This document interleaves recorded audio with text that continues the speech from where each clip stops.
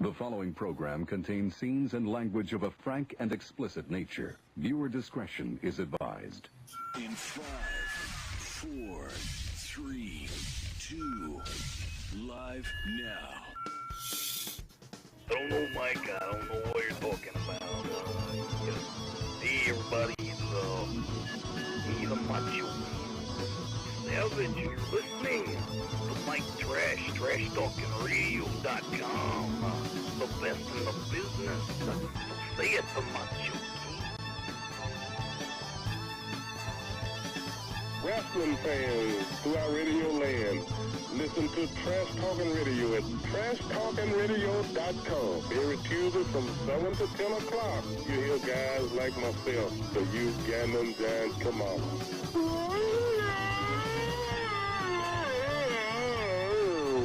And that's my story. Words to describe the Trash Talking Radio Show from 7 to whenever we get done is by using a screwdriver to cut roast beef. This is Sluneva Sean, the other half of the Rock and Wrestling Connection. That's the trashy one and the loony one together forever.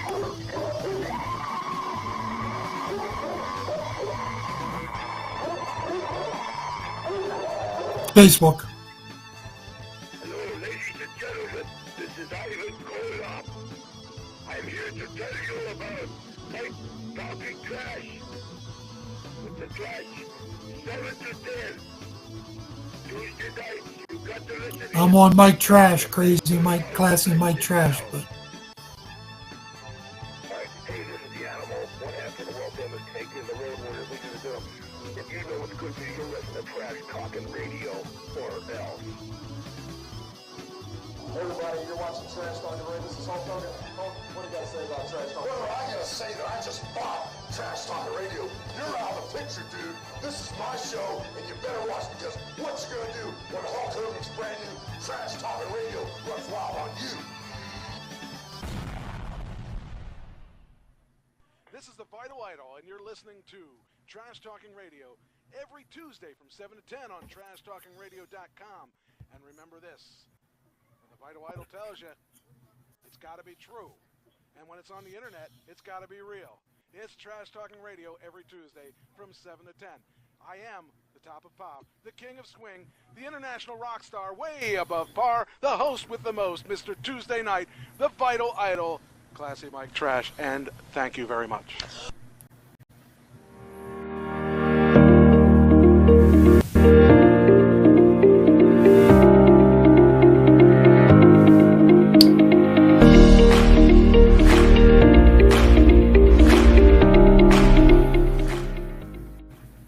It is Trash Talking Radio Tuesday night. It's the best night of the week. And see here. How do we do this? There we go. Hey, there's all of us. How do you like that? I got to move Doug down. He's too high. It's not the first time he's been high, but probably not a bit. Probably the first time in a while. But actually, no, that's not true. No, it's not him being high. It's my banner's a little low. Ooh. Okay, so that could be the problem. Okay, well, let's fix the banner then. We're going to have the banner correct. It's funny because I thought the banner was right. All right, let's see here. Yeah. Yeah, let's see. It's got to be this. Now, how do I do that? I don't know how to do that. I haven't done it for a while. Let's see here. I'm not cropping it because it's... okay, so it's got to be a zoom thing. I'm going to zoom it out. Maybe. Maybe not. Oh, that's why. Okay, so we'll zoom that. Now we can hopefully do that. No, it doesn't let me zoom it. What's going on? It's not very nice to me. Uh-oh. Wait, we'll just lift it up. Okay, there we go. Lift it up. Now it looks like it's right. Anyway, welcome to the show, and we're back again. And trying this another time. Let's see. I'm gonna. My mouse isn't working right, and things are really kind of weird. Okay. Look, now it's stop. Don't go any faster. Stop. There we go. All right, got it. Okay, but Doug's still a little high on there. That's okay. You are too. You're missing part of your body too. I'm the only one that has their full body. Oh well. Oh well. Anyway. Let's see.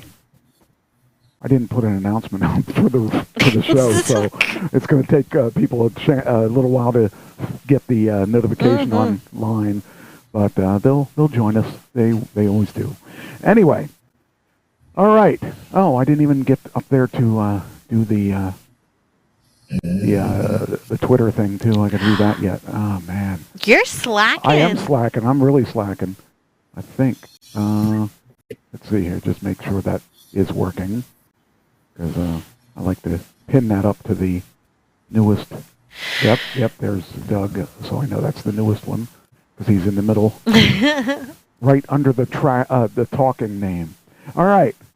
Wow, we got a lot of stuff to talk about this weekend. What did you do this weekend, Doug? Well, let's see. I spent Saturday with my wife. My wife's living in Pennsylvania right now. Oh, were you in Pennsylvania? Mom. Did you? So she was been home for about a week. Oh, okay. I put her on the plane this morning. Sad day.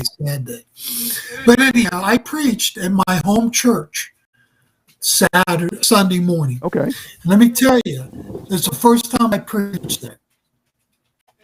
And I'm standing on the meet and greet line, and everybody's coming up to me and saying, I came to church this morning just to hear you preach. Well, that's got to make you feel good. Nice. The anxiety level went from my belly button all the way up to the top of my head. I understand that. You got to perform, Mike. Then you got to perform if they all came just to hear you. Oh, yeah. Believe me, I understand that. And the topic was? The topic was Palm Sunday. Palm Sunday. It's Palm Sunday on the church's calendar.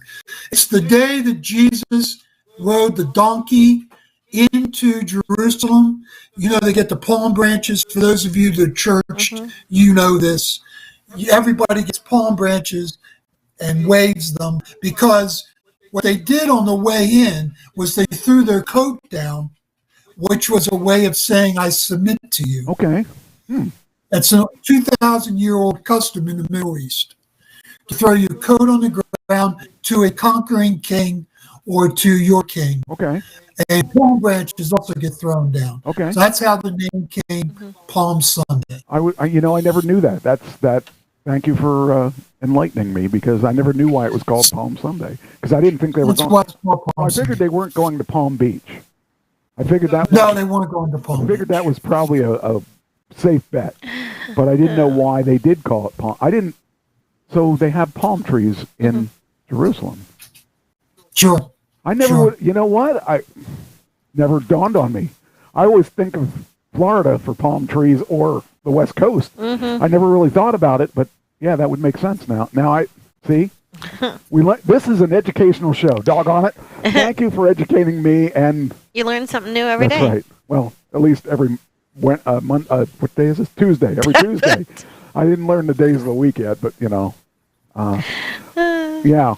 And then you said you also did it yesterday, or yesterday? Yeah, I preached today at noon to the guys in the rehabilitation center. Okay. I was going to say, is that normal to do it on a Monday? But I guess it would be Holy Week, Mike. This is Holy Tuesday, so I preached on Holy Tuesday, and that's what Jesus did on Tuesday of Holy Week. So he wasn't leading up to his crucifixion and resurrection. Wow. He did a lot of stuff. Tuesday is a full day. It is. It is packed full of stuff. Yes, it is. Ending with Trash Talking Radio. Yeah. The show was not on back then, though, but we would have been if I were around and we had technology. Anyway, and what did you do today? This weekend? Let's see. Heard you went to the wrestling matches. Yeah, I did go to some. Okay. I got a few pictures. Okay. We'll look at those. We'll look at those in a while. But yeah, I went to a wrestling match, saw some some old friends. Well, that's good. Caught up with them a little bit, so Brandon? possibly. Yeah, I know. That was an evil laugh. You act like he was like he's attractive or something. Like you like him because he's. I think you like him because of his looks. You don't like him because of his personality. No, I like him because of his personality. Oh yeah. Yeah, that's what they all say, Mike. That's what they all say. Back younger days may have been a different story. When I first met him. No, wait a minute. We got let's back this up a little bit so Doug gets some reference as to when you met him. How old were you when you met him? That's a good question. I don't even know. Well, you figure it was 2000. I was in school, so. Well, he started. He said he's been in the wrestling business for 19 years. I don't believe that. That makes me feel really old, so I don't believe But I don't know if that was actually wrestling, or if it was all together. I remember him in 2004.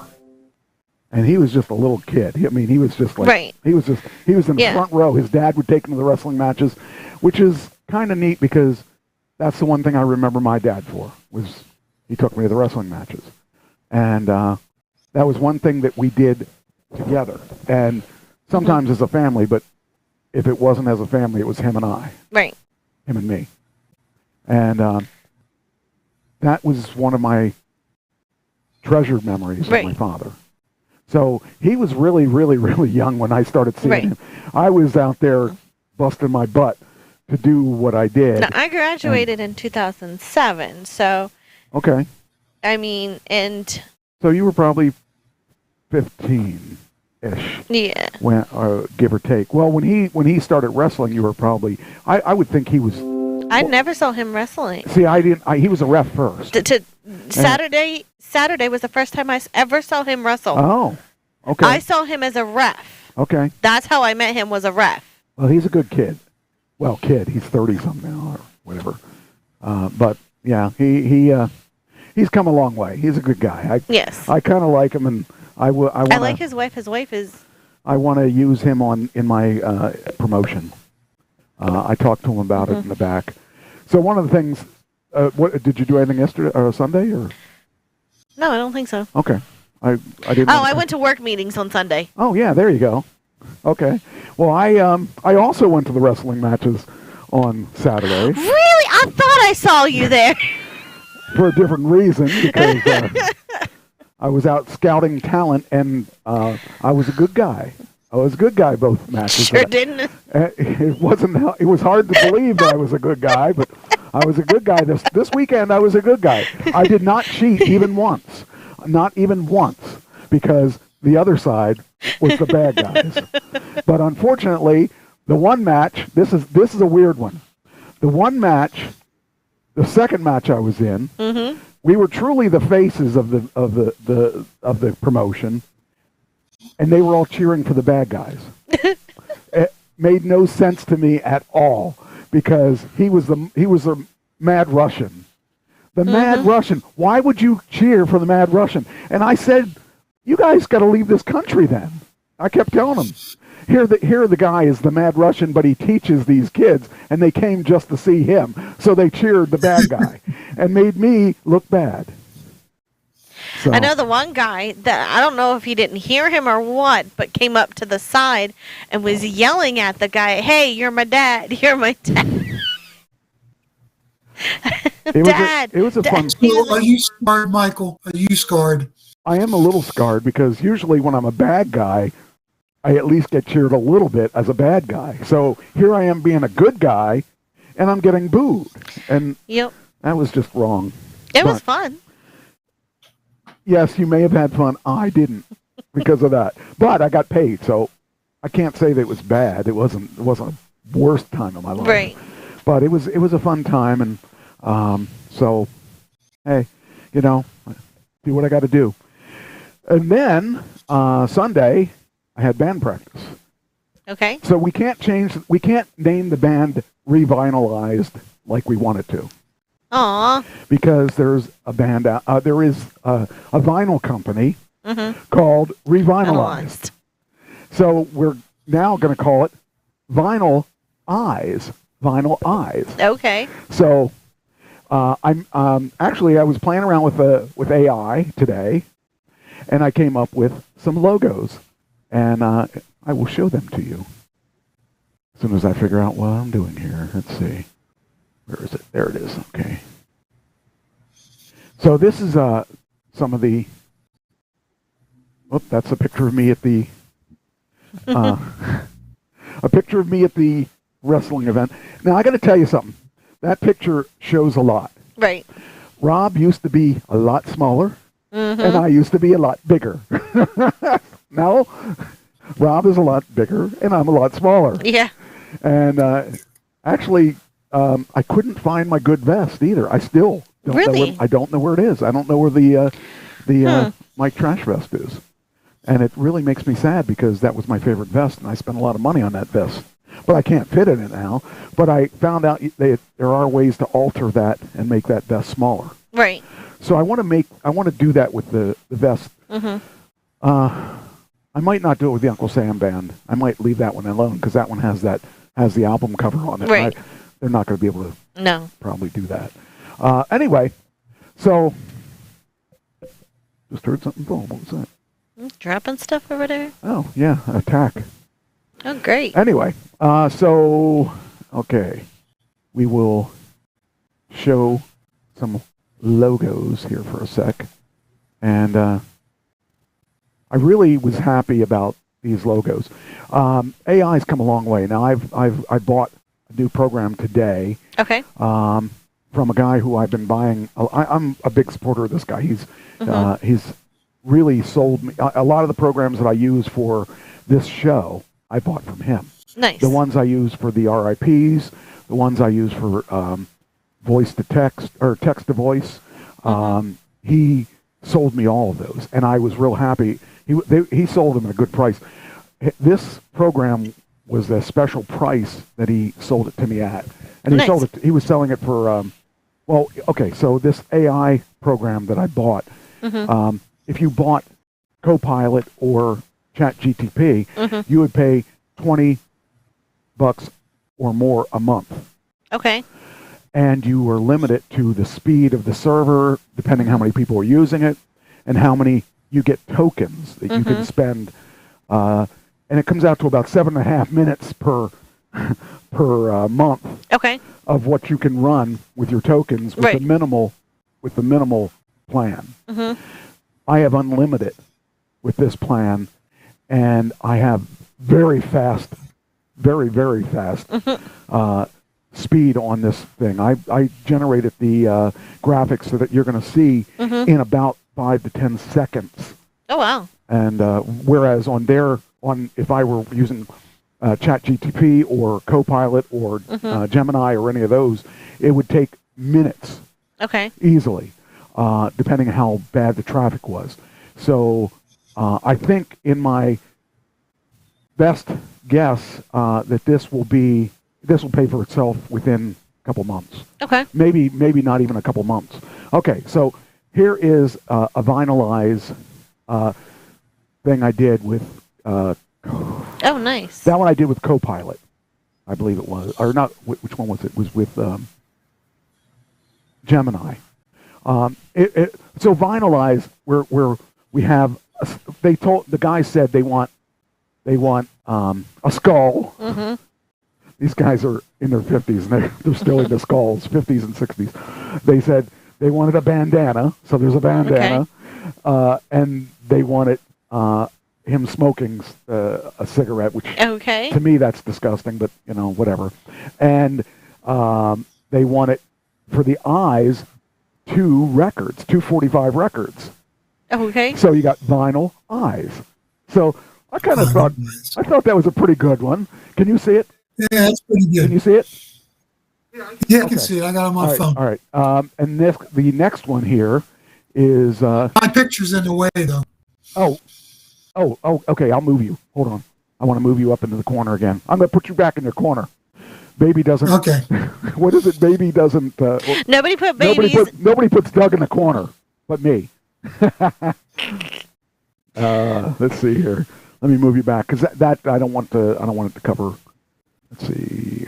Let's put you up in the corner where you belong. What happened here? Oh, I hit the wrong one. Dummy. Oh, yeah. Technology. Okay, now we got it. Now it should say 2. Good. Then all I got to do is move you up here. And that'll put you out of the way. All right, now. There we go. Okay, so the next one was also Copilot, or was also Gemini. No, this one was one I generated with their animation system. And this is one of the new ones that I generate. Now this one looks very realistic, and and I didn't really like it necessarily, but I liked that it was as very realistic as it was. But it didn't do what I told it to do. I said I wanted certain words, I wanted vinyl eyes on there, and I wanted the eyes to be 45 records. It didn't do that. But I didn't generate a lot of stuff with that yet. Here's the next one. That one, I liked what it ended up doing. Now, this is a movie. This is a 3-second movie. So if you watch the background, it moves a little bit. I was playing around with the animation. You can make fairly long movies with this thing, but I just want to see how the movie thing worked. I love the background, and this allows you to go into videos, and you can actually delete things out of the video. Like if there was a fire hydrant and you wanted it out of there, you could zero it. You can do that. You can do that with pictures. Well, you can do it with video with this. Nice. And you can insert things that aren't there. That's really cool. But the detail in this is really good. I really love the amount of detail this. I also did a couple trash talking radio stuff I was playing around with too, just to see how it works out and how it all turns out. Let's see here. Let's see this next one. This one was done with Copilot. And this one is close. This is close to what they want, close to what they were wanting. They wanted the records as the eyes, and I think that this may end up being the actual logo for the band. I don't like the smoking thing. I wish they were just, I don't know. I just don't understand the whole smoking thing. But anyway, but that back in the 60s and 70s, everybody smoked. This is all 4 different ones that were done with Copilot, I believe it was. And I do like some of those for what they are. I mean, I'm not into the smoking thing, but it's decent. Actually, I did a couple of them that were. I did a couple. That's one we already looked at. I did it as a group, and then I did it as individual ones. That's why it was in there twice. Then there's more of them, the vinyl eyes. Those 4 were also done with Copilot. They're okay. You know, I kind of like the lower left hand. I don't know what it is, the brightness of it or something, but you know, it was good. Hey, Christine, how you doing? Christine's in the chat room. Hi, Christine. I hope she has a good flat or an unflat tire. But yeah, those are decent ones. I can scale through these because we're going to do a bunch of the. Okay, this is the other one that I did with them. So other than that, the other ones are just repeated individually. But like I said, considering that I didn't put any time into them, they came out pretty cool. And this one, at least Copilot put the vinyl eyes. Right. I like that. The other looks like the new thing didn't do that, but that may be in an update. So the program does a lot of really cool stuff, though, and I'm going to experiment with it when I have time. But I just didn't have a lot of time today, and I had a 7-day free trial on it, so I thought I'm just going to buy it because he gives a money-back guarantee. And hey, there she is. Which one you like? The red one, the first one. Let me see where we are. My sister said, "Is this the one you liked, or that one there?" Wait a minute. Is this the one you liked? Is this the one you were talking about? Like I said, the guys seem to like that one. So, I don't know. It's not really my thing, but I don't do skulls. But I gotta admit, that one looks pretty cool. Right. All right, let's see here. All right, then, I have a couple of things. I'm going to fast forward through this because we don't need to see all the stuff, the designs and stuff. Yes, and the next one. Okay. It's good to know because, I do like people's opinions. Here we go. So, now, I'm going to go back to the beginning of the wrestling stuff. Okay. Should be just about there. So for those of you that don't know, in this promotion, the champion of the Trash Talking Radio belt is Autumn Breeze, against my wishes. She won the belt last time.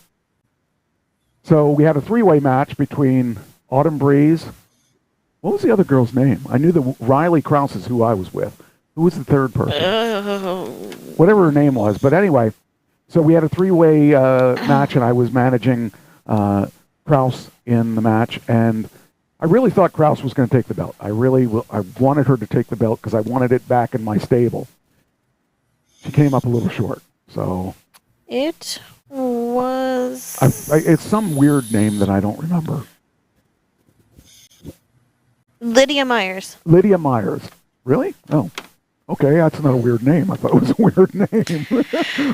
All right. Well, they were all good wrestlers, and those two, I'll tell you what, Autumn and Krause. Yeah. They were hard hit. I felt those hits in the chest. Yeah. Whenever they hit, I felt it. Oh, glad I wasn't in there.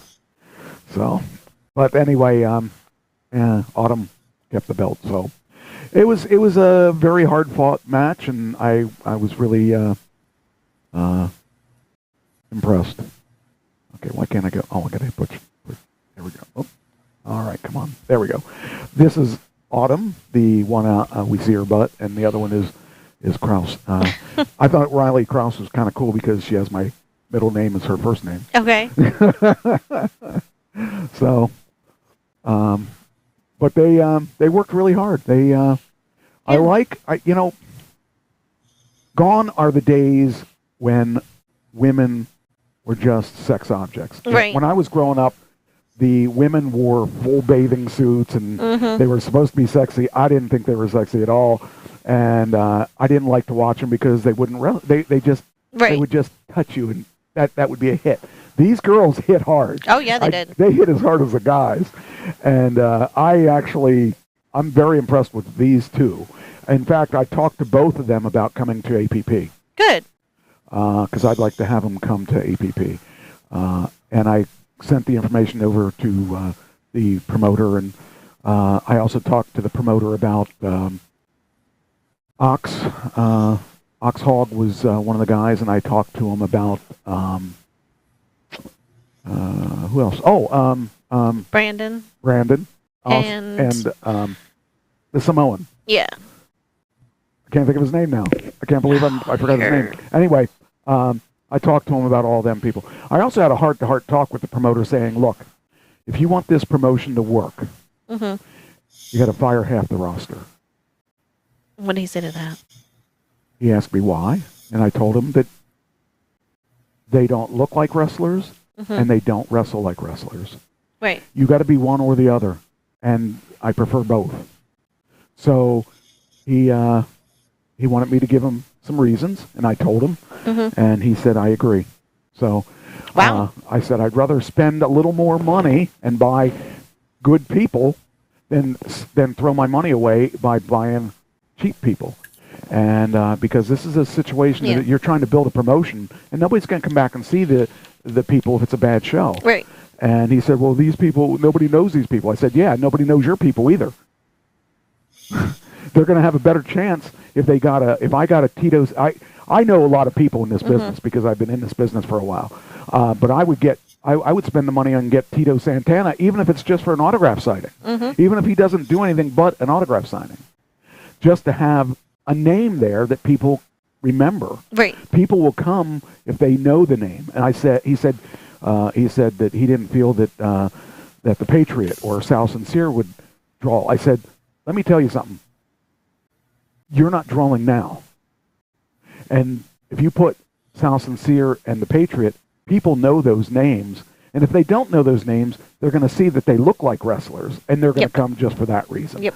And I know enough about wrestling to follow through with that, and I truly believe that. But also, those names that you said are going to be out and keep wrestling. Yes. People are going to see them and be like, ooh, I like them. I'm going to follow them. So then they're going to start coming to all their events. Well, he had one point that I had to overcome, and I overcame it.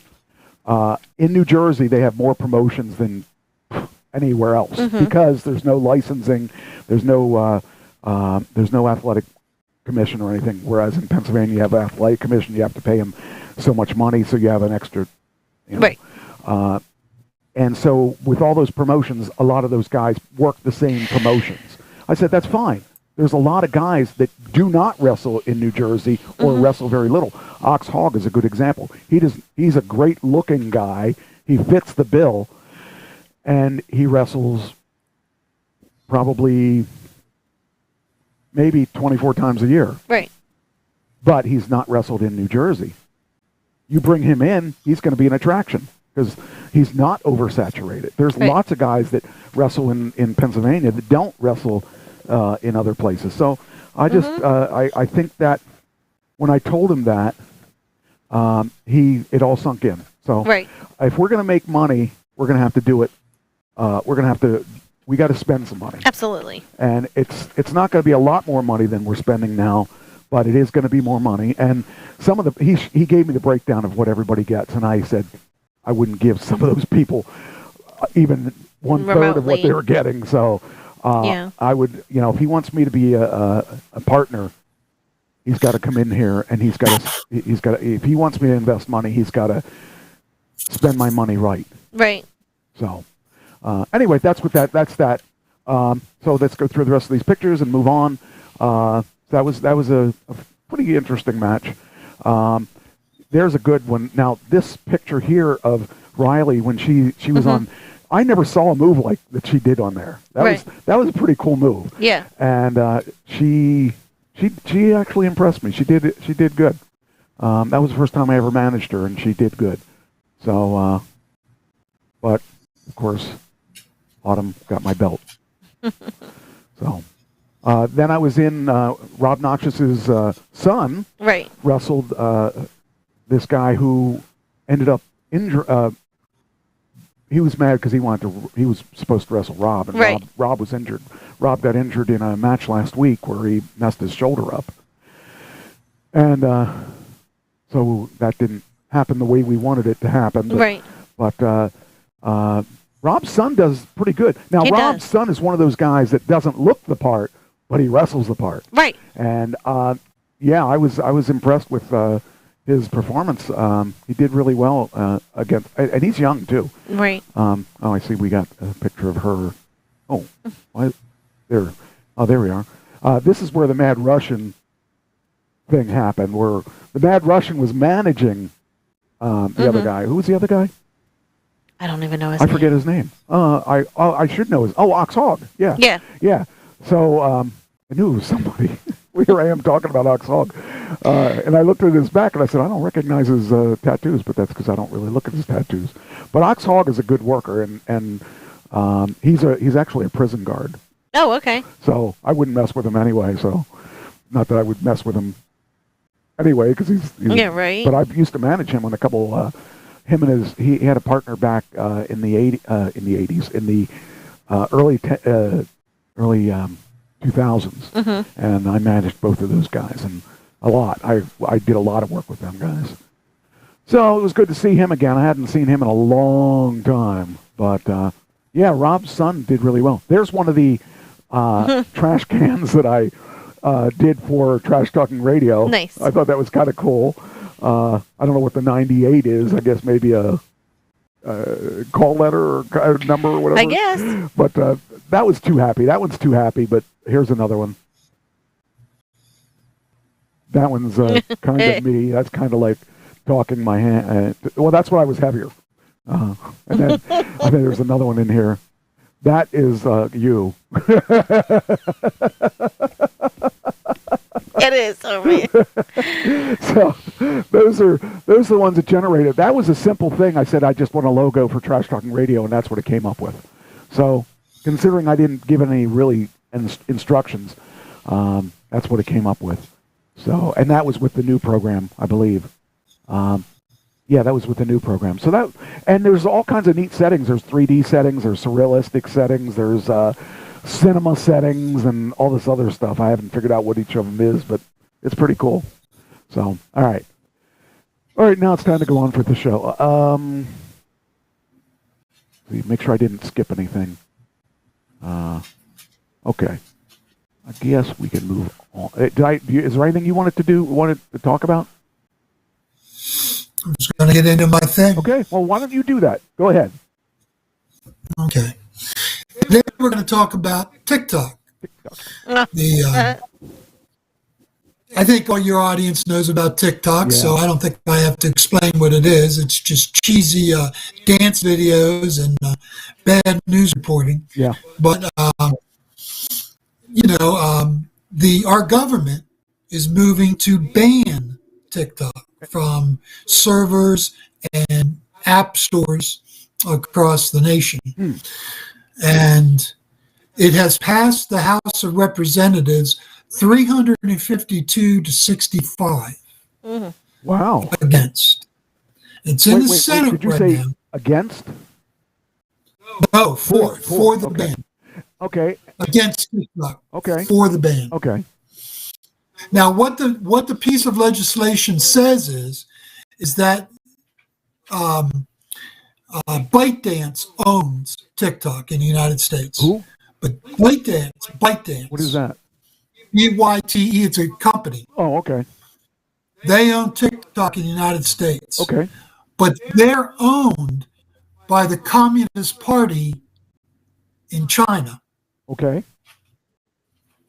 So the problem is that they, under Chinese law, if China requests information on anybody that's using TikTok, they must give them information.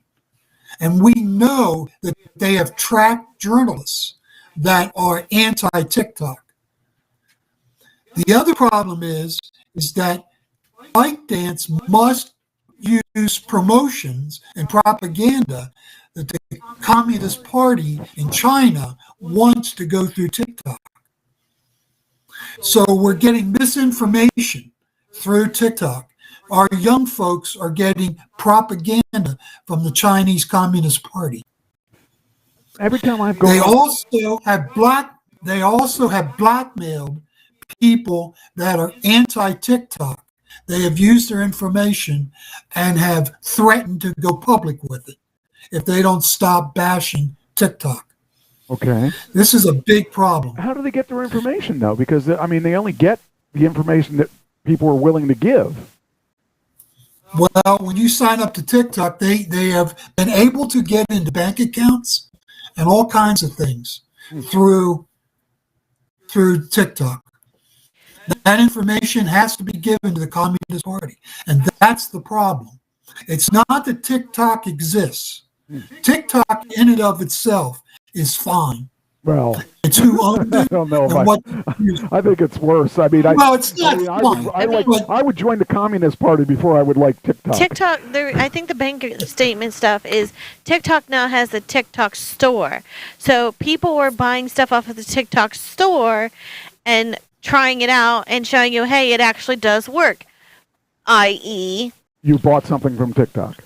Yes, I did. You just compromised the radio show. Hold on. You communist. So, where is it? So what's going on is they're giving, if this thing gets through the Senate, President Biden has already said he'd sign it. So it just has to get through the Senate. You bought and what a the brush. bill says, it's a 12-page bill, and what it says is it's a two-pronged approach. ByteDance has 6 months to sell it to an American entity, or it will be banned. They can't. I can't see them. I don't know how they could do that. How could they ban it? I mean, the internet. They can ban it because Congress can but do I mean, that.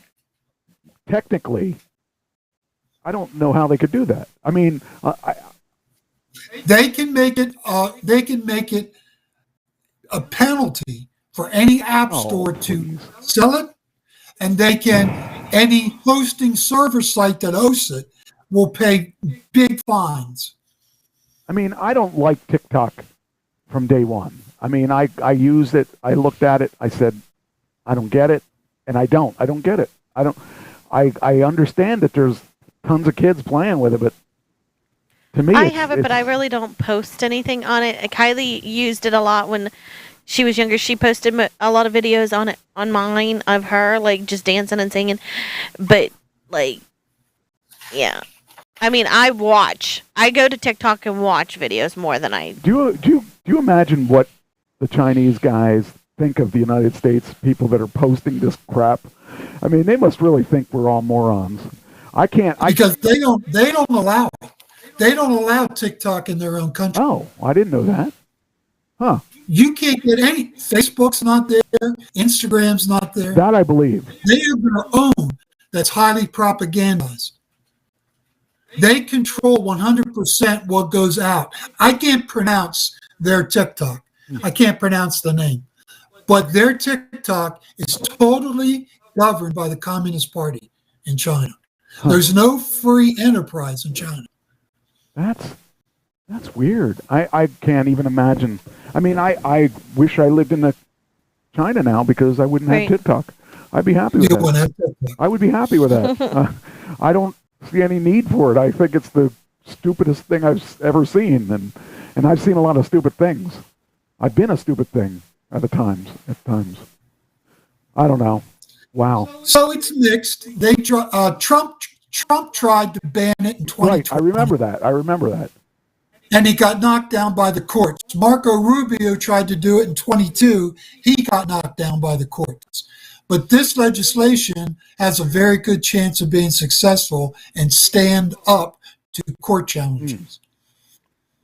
Now, what ByteDance did, and this really worked against them, they went on and asked all their users to call their congressmen and senators to say we don't want it banned. All that did was prove to our Congress people that TikTok is powerful, too powerful to exist.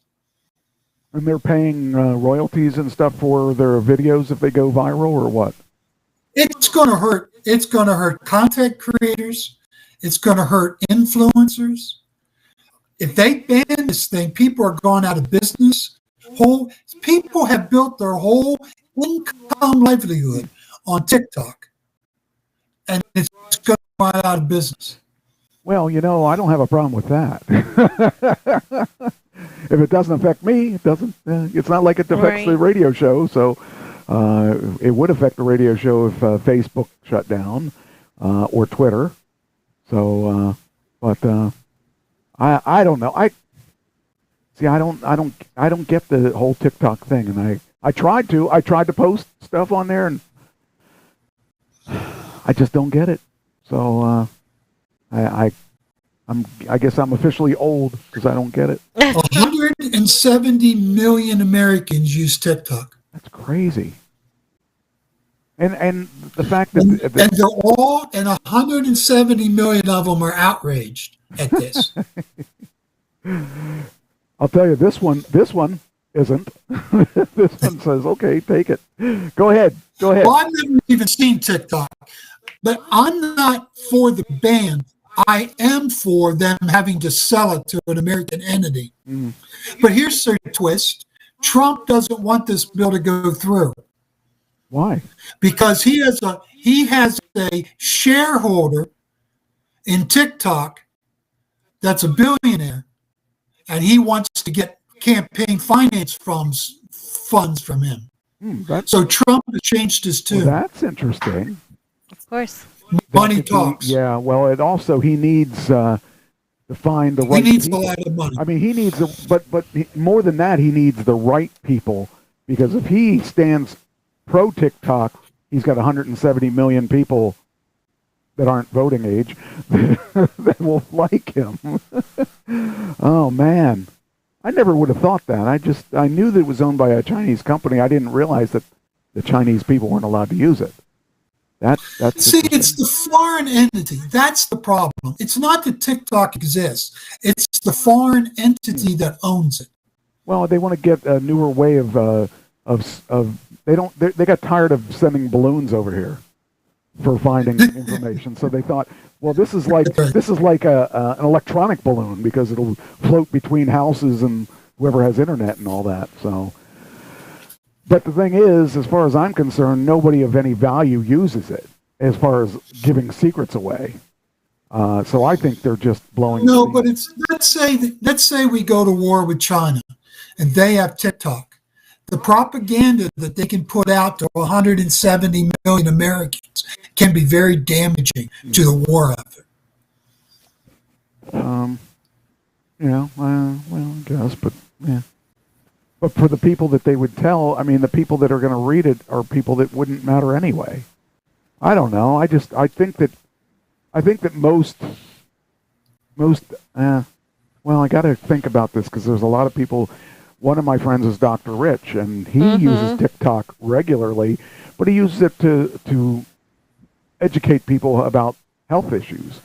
So, Yeah. so I A guess, lot of good things go through TikTok. It isn't all bad, yeah. but it's out of my. I've never seen TikTok. I don't know. I've never looked at it, Yeah. but I don't look at a lot of things. You're really not missing anything. You're not. It's what I've been told. I'm not You're missing. really not. I keep trying to give it another shot, and then I'm like, still doesn't do it. And no matter what I do, I can't understand it. Right. I guess it's just beyond me. I'm too old to really enjoy it. I don't understand a whole lot of it either. You're too old too. You're in your 30s. You're too old. Yeah, go figure. You got to be like under 10 or something. So what's going to happen, Mike, is that the Senate is now debating it. See, the problem They is had an intel briefing. They had an intel briefing where the top senators and top congressmen went to it. They came out in unison and says it needs banned. I don't know. I guess I would hope that people would be smarter than that, but I guess that's just stupid to think that people would be smarter than that to give up. Like, young minds are very impressionable. Well, and they trust TikTok more than they trust their school teachers. Well, that I understand. But I don't know. It just seems kind of odd that would be even a thing. But, yeah. So this is what's going to happen. The Senate's got to decide. It looks like they will vote to ban. Then it goes to President Biden. He's already said he would sign it. I mean, but we're setting a dangerous precedent here, I think. That's the problem. Because who's to say X isn't next? Well, yeah, I mean... Facebook isn't next. Right, I mean, they're just targeting, and I think that's an issue. I think that's a real big issue when we're talking about banning anything, because we're talking about free speech. I mean, we're supposedly in a country that promotes free speech. Right. And if you take away this because it's outside of us, I don't like the idea of being told. I mean, I don't like TikTok, but I don't think I feel comfortable with not being able to access it because it's not owned by the United States, or because it's owned by China. You know, the ban is in place to force ByteDance to sell to an American firm. And I don't think that's right either. I mean, I understand why they're doing it, but I don't think that it's correct. I don't think that's the right way to think about this. Those opposed to it, the 65 people that opposed it in the House almost unanimously are against it on free speech issues. Right. Yeah. Wow, that's And they say our young people are stupid, but they have the right to remain stupid. yeah. But I don't think they're as stupid as. I mean, they are probably as stupid as they think, but I don't think that. The people that are stupid are the people giving up the information and buying stuff or whatever, giving up. Because dancing videos should be. See, when you buy something on TikTok, you have to give your credit card. Yeah, but I mean, if you're dumb enough to buy something on That's TikTok, how they get into the bank account. I don't buy anything. That's how they get into your account. I don't buy anything from Instagram, and I don't buy anything from Twitter, and I have bought from Facebook, but not. I mean, I didn't buy it. I bought it from someone selling on Facebook, but it went through my credit card went through Facebook, and actually, that could have saved me if I had done it. One time, I almost got hit by a scammer because I didn't buy it through Facebook. And if you buy it through Facebook, they guarantee that you're going to get They it. guarantee you. So, right. But then your card information is now in the servers of Facebook. And it is in eBay. It is in anywhere where you buy. I mean, Amazon. I'm buying stuff. But they're American-owned companies. But I buy from Temu, and that's a dangerous thing too if you think about it, because people are going to buy from Temu, and they don't know that. I mean, I don't know that they're a Chinese company. They're a Chinese company. So, they're probably next. Yeah, I mean, are you going to take Temu away from us because of this paranoia that everyone's evil? I mean, everyone is evil to a certain degree, but I think that the relationship with China overall is not bad. It was bad when Trump was trying to push this stuff and make it difficult to buy from China, because I worked in distribution at that point, and all of our vendors were panicking because they couldn't sell. They had to get new vendors outside of China. That was an issue. And that could be part of the problem why China and the United States are having issues. Yeah. It's because we decided that we're going to tax not that it's wrong, but we weren't taxing China the way there wasn't even trade. There's never going to be even trade with the United States. There isn't. We're always going to buy more than we sell. It's a bad model. So that's why Trump was doing his best to try to even that, because China's getting selling a lot more to us than they're buying from us. Yep. And that was where it ended up starting. And it's just, see, the belief among politicians, many of them, is that China is at war with us. We haven't woke up to it yet. I think that they're just better business people. Do you know that the largest group of people coming across our southern border, other than immigrants, is military age Chinese single men? No, I didn't know that. What is it? They're shipping thousands upon thousands of them across our southern border. Why are they coming here? They don't want to deal with the Chinese government. That is a possibility. It could be something else, too. Do you know they're buying up farmland all the way around our military bases? No, I didn't know that. Yeah. See, they're at war with us. We're just not aware of it. That's the fear, Mike. But I think that's the paranoia we're creating, too. Paranoia is a good word for it. Yes. Yes. And I'm sure there are some. My sister says, except our current administration wants to control everything. She's saying that our government wants to control everything. And, I agree with that. I mean, I'm sure there's a certain amount of what that is to be true, of what you're saying about them coming across our, and it's always been that way. They've always had, whether it be the Chinese or the Germans or whoever, there's always been a conglomerate of people at one time or another trying to buy up land and trying to buy up businesses in the United States, because we're the business capital of the world when it comes down to selling and moving products. In the 80s, it was Japan. Yeah. It's not, that's not a new thing. That's just kind of like an ongoing thing. It depends what country it is, the country of the month or whatever, the country of the year. Right. The two biggest the two best hack organizations are run by the Chinese Communist Party. I believe that. They've already shut down. They've already shut down one sewage plant in the United States.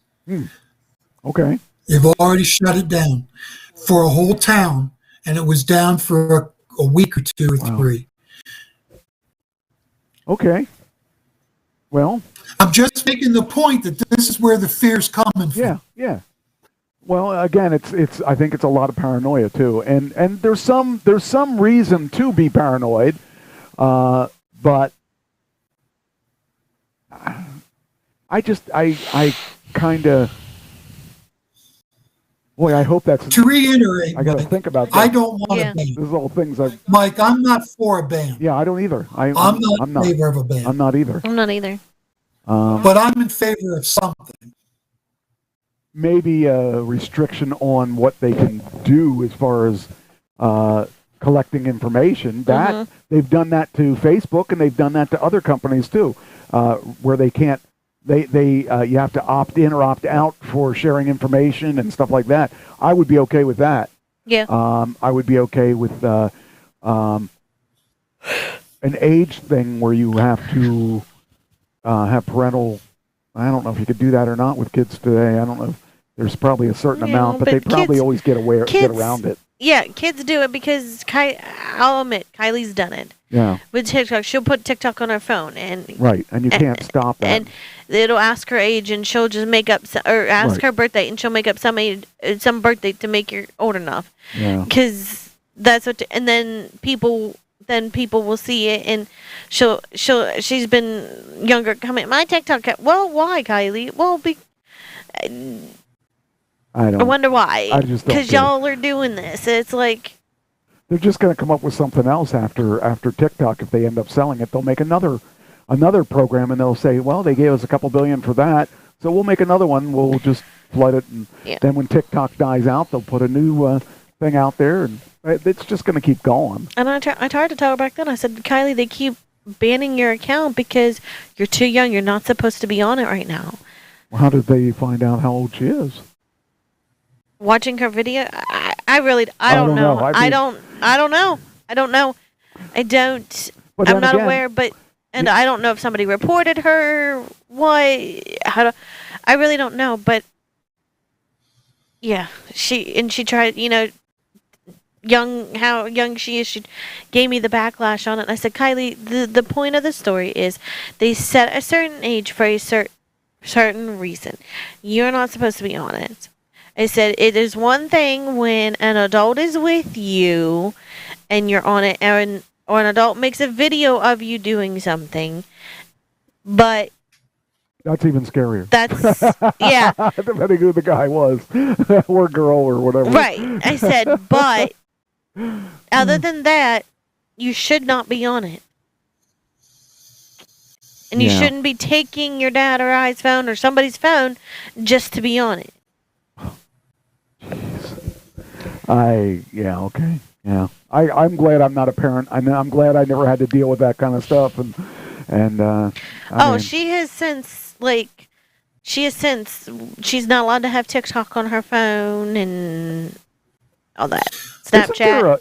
Florida, this is an aside, but Florida passed a bill today, and it's on Governor DeSantis' desk to sign, that will ban anybody under the age of 14 of having a social media account. Huh. I don't have a problem with that. I think there's a lot of predators out there. And Kylie made a Facebook account, but she's not on it. And then her stepbrother has Facebook. He's on his, but his dad okayed it. Okay. So, but no, we made Kylie kind of like... I gotta say, I am so glad I don't have to deal with that kind of thing, because there's just so many predators out there, and that scares me. I mean, those kind of people are. I mean, that's not even scammers. That's not even scammers. That's just predators. And that's why Kylie's not allowed to have Snapchat. She was talking to somebody, and we're like, "Do you know who this is?" And she thought it was her one friend, but it turned out not to be. And we're like, "No, done." Yeah. I couldn't deal with that, because I'd be ended up going to jail for killing somebody. And I mean, she got mad at us at first telling her to delete it. But then when I went up to her and said, Kylie, look, I know you're mad at us, but here's the reason why. Like, as soon as I sat down and explained it to her why we did what we did, she understood. Okay. Or at least so I thought. Yeah. I don't know. That's Well, anyhow, that's the plight of TikTok. okay. Well, that's good to know, and we as a team can do nothing about it. Nope. Spread the word. We're all going to be communists soon. So, yeah. So that brought up another thing. Speaking of, well, he wasn't a communist, but I saw the movie Napoleon this weekend. I did not. That was a really bizarre movie that I had no idea what I was getting into, and at parts it was really boring, but there were things that were really interesting about that. First off, he was abused as a younger man. Oh, okay. But his brother abused him, and also the story opened with someone being beheaded. Oh. This woman came out, and it was Marie Antoinette, and she's walking through this crowd. People were pelting her with things, and she just keeps walking down this thing. Now, first off, if I knew I was going to have my head taken off, I would not walk down that path. You would have to drag me kicking and screaming. Right. Because I would rather go out kicking and screaming than not fighting at all. I would hope there would be some point I would break free of them, and I would run and disappear. Because they didn't have anybody guarding her. She just walked down the aisle. People were throwing things at her, and she just got her head. And then later on, they had like a show. Everybody was at this show, and they were all sitting there watching this show. And the show was Marie Antoinette getting her head cut off, and everybody was cheering and laughing and having a good time. I'm thinking, how sick is that? Yeah, really. I mean, everybody was like, oh, they were all laughing, and they cut the girl's head off. They didn't do it in real life in the show, but they had the person wear a black bag over their head with a black curtain, so it looked like they didn't have a head. And they had another person holding this head on a stick, and they were like it was bouncing on the floor. It was really disgusting. And I'm thinking, what in the world? That would be something I would expect out of Tim Burton, out of one of his movies. But it was horrible to think that people were cheering because she died and because she was killed. And so it showed him as he took over and became general, I think a general, and then they showed him as he took over France and as he was fighting all these different places. And he took a whore on for a wife. She was a known prostitute. And I guess he was... Josephine, right? Josephine? I believe, yes. And and strangely enough, I guess he was not adequate in the lower end of the spectrum, shall we say, and she made sure she told him that. And when he was out fighting at war, they didn't have an internet, and they didn't have phones, so she would go a long period of time without him, and, she found other things to keep her occupied. Needless to say, she was entertained with many things, and he got word of it, and he stayed with her anyway for a while. And it was just to think about that. The most powerful man of that time had a prostitute for a wife, and he would go wherever his troops were. And the other thing, Doug, you can probably relate to this more than, well, I'm sure she'll be able to relate to this. But war was savage back then. They would just line up everybody, and they just walk forward. And imagine being the drummer in that thing, sitting there hitting your drums and stuff, and while these cannonballs are flying over your head and hitting people and blowing them apart. And when you get hit by one of those things, I mean, your body's exploding, and you're laying there dying, and there's no way they're going to save you. And it was brutal back then. And those cannons probably were not very accurate. I'm pretty sure they weren't accurate, but they'd shoot off, and they'd go backwards as from the force of the powder and all that stuff. And I'm thinking to myself, you give me a gun, I'm going to shoot you, and I'm going to walk the other way. I'm not going to get in that line and get killed. I'm a coward when it comes to that. I mean, I'm a coward in today's world. If I had to be in a tank, I'd still be a coward. I wouldn't be walking the stupid fields and letting them shoot at me. I'm not that crazy. I'd rather go to jail and sit in a safe jail and get my food. And when they were forcing us to sign up in the 80s, I didn't sign up. I was no way. I said nope. I'm not going. They wouldn't have taken me anyway at that weight, but I just didn't want to. But I had to eventually sign it to get my driver's license renewed. But at that point, I figured I wasn't going to go anywhere anyway. I was too big. I wasn't going to be in the fields anyway. But that's brutal. Thinking about that. And then when he lost France, they put him on an island somewhere. Right. And he had to be at that island. Well, he didn't stay at that island. He decided he was going to go back to war and win his place back. He didn't win. He ended up going, but he ended up losing. And they said, "Look, you could be in this island, and you could be. We're going to check on you twice a day. If you're not here, we're coming after you." So I don't know. I just think it was weird, and that they didn't. I'm surprised they didn't kill him when they took over France. But he was an interesting man from what I could see. And I thought he died in war. So, right. Yeah, I don't think he died in war. But you said you had some interesting facts about that. Yeah, top 10 reasons why it's not factual. Number one, he didn't shoot at Egyptian pyramids with cannons. Do you remember that, Mike, from the movie? They did have. I found it interesting that he actually went to Egypt and all that stuff, and they did everything on foot. And yeah, he didn't. Okay, well, that was something they did show in the movie, so it had to happen. Number 9, Napoleon's self-coronation wasn't a big surprise. So I guess in the movie it was a big surprise. I'm trying to remember. I'm trying to remember how that. He didn't let the Pope. He did not let the Pope put a crown on his head. He put it on his own head. Okay. Yeah, I did. They probably had it, and it just didn't stand out to me. That kind of thing, I wouldn't have thought twice about that. But okay. Napoleon didn't attend Marie Antoinette's execution. Well, it was the very beginning of the show, so I may not have even noticed him because we weren't introduced to him at that point. So if he was there, I don't remember seeing him. But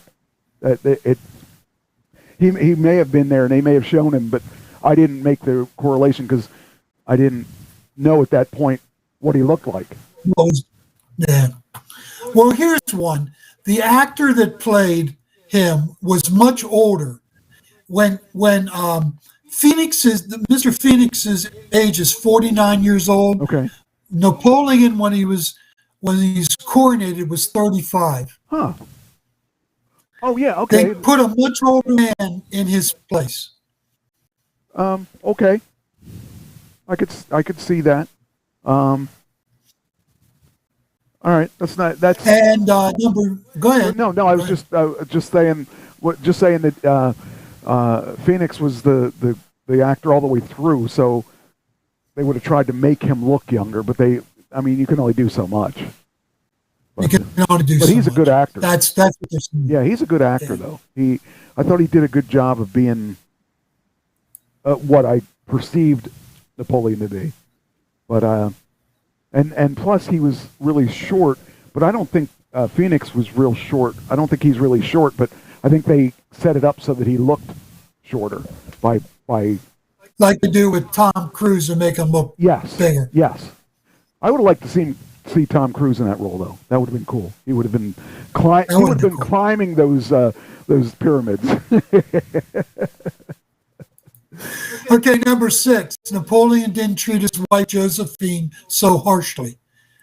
I think he treated her really well overall, considering that she was taking other, and he knew that she was taking other lovers too, which was interesting because if I came home and found out she was doing it, she would have been out the street.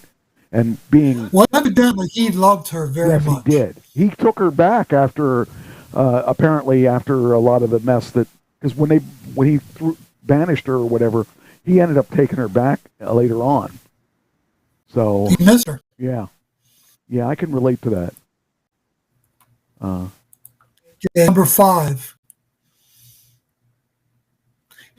Napoleon didn't test his fertility with a teenage girl. Oh, okay. Yeah, they did test that. That was interesting that they did that in the movie. They did that just to amuse the audience. Yeah, because I mean, he wanted a kid real bad, and and she wasn't the one to give him the kid. No, she was not. Okay, number 4. Napoleon didn't really come from nothing. He had a Christianic parents. Oh. Yes. Well, yeah, you couldn't really tell that he came from nothing, but I figured because he was educated. Yeah, and his older brother was in the military and looked down on him a lot. So I could relate to that. I totally could relate to that.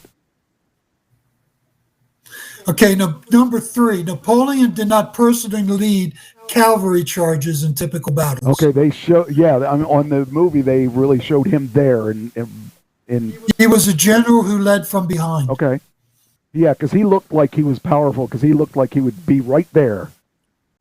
Yeah, and that's in war. Your generals need to be behind it, have a whole look over the whole battlefield. Right.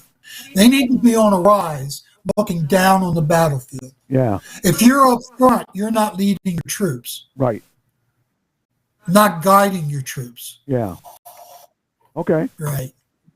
All right. So number 2 is Napoleon did not talk about the British Navy to his enemies.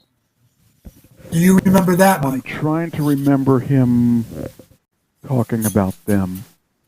I don't remember, but that was it's a 2.5 hour movie. It was really long. It was when we were watching. I'm like, wow, this is a long movie.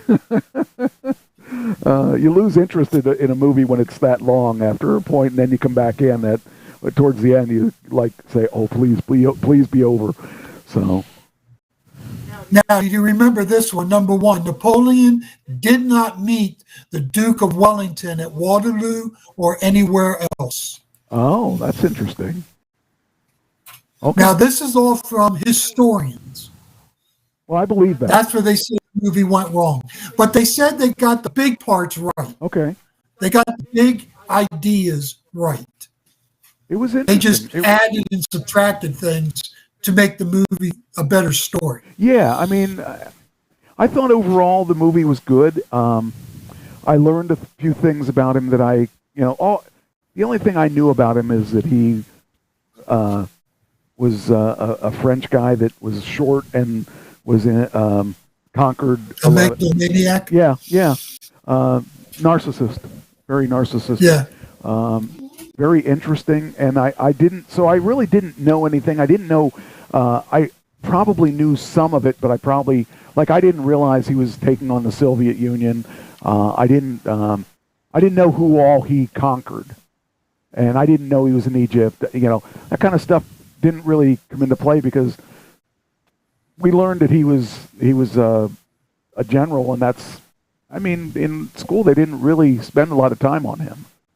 So it's French history. We didn't really learn French history. So it was interesting, but like I said, it was 2.5 hours. It was a long movie, and I think they could have cut a lot of that out, and they could have focused on the important things. But I mean, whoever did the director's cut felt that those were the important things. So I would have disagreed with that.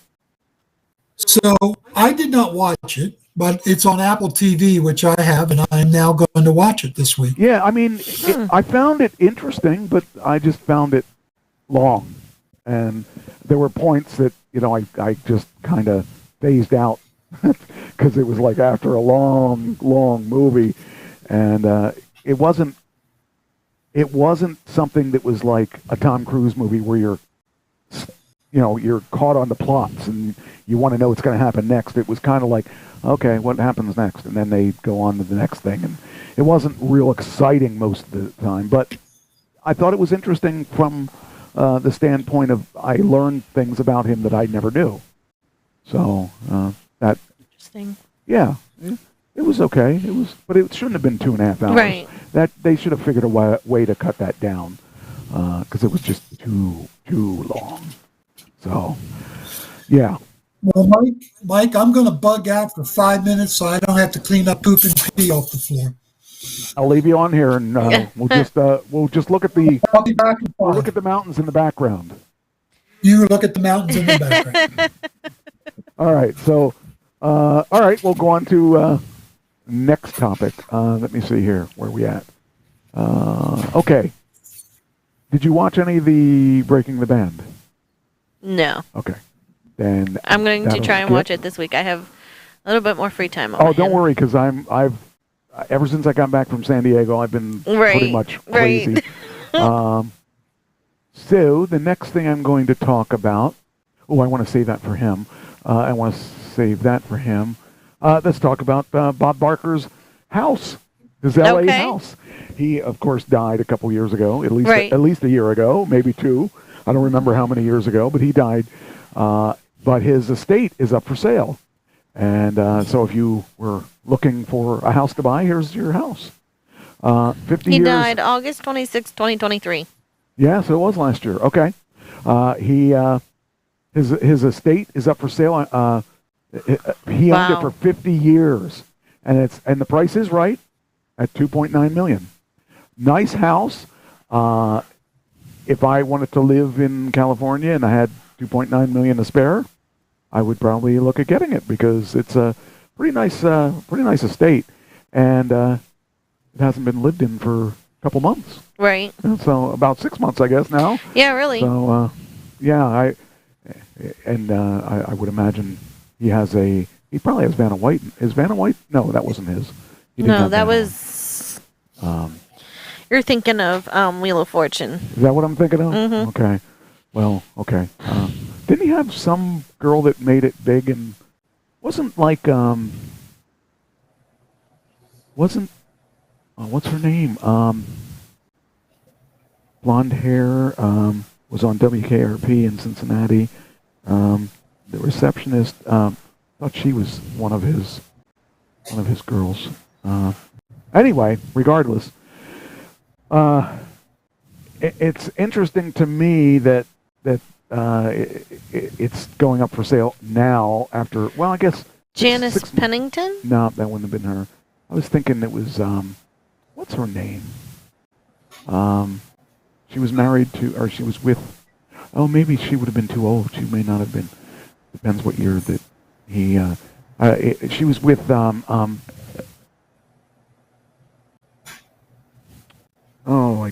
Reynolds. I'm thinking maybe, now that I'm thinking about it, she may have been too old. She may not have made it there.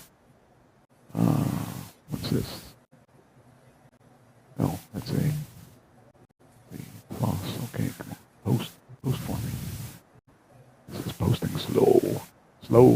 Anyway, so we're going to take a look at this house. It's a Spanish-style house. This is going to take forever. Okay. Look at that. Lonnie Anderson? Yes. That's what I'm thinking. I'm probably wrong about that. Anyway, 2.988000. That's how much you would have to buy it for. And so here's the entranceway. Oh, nice. It's got little.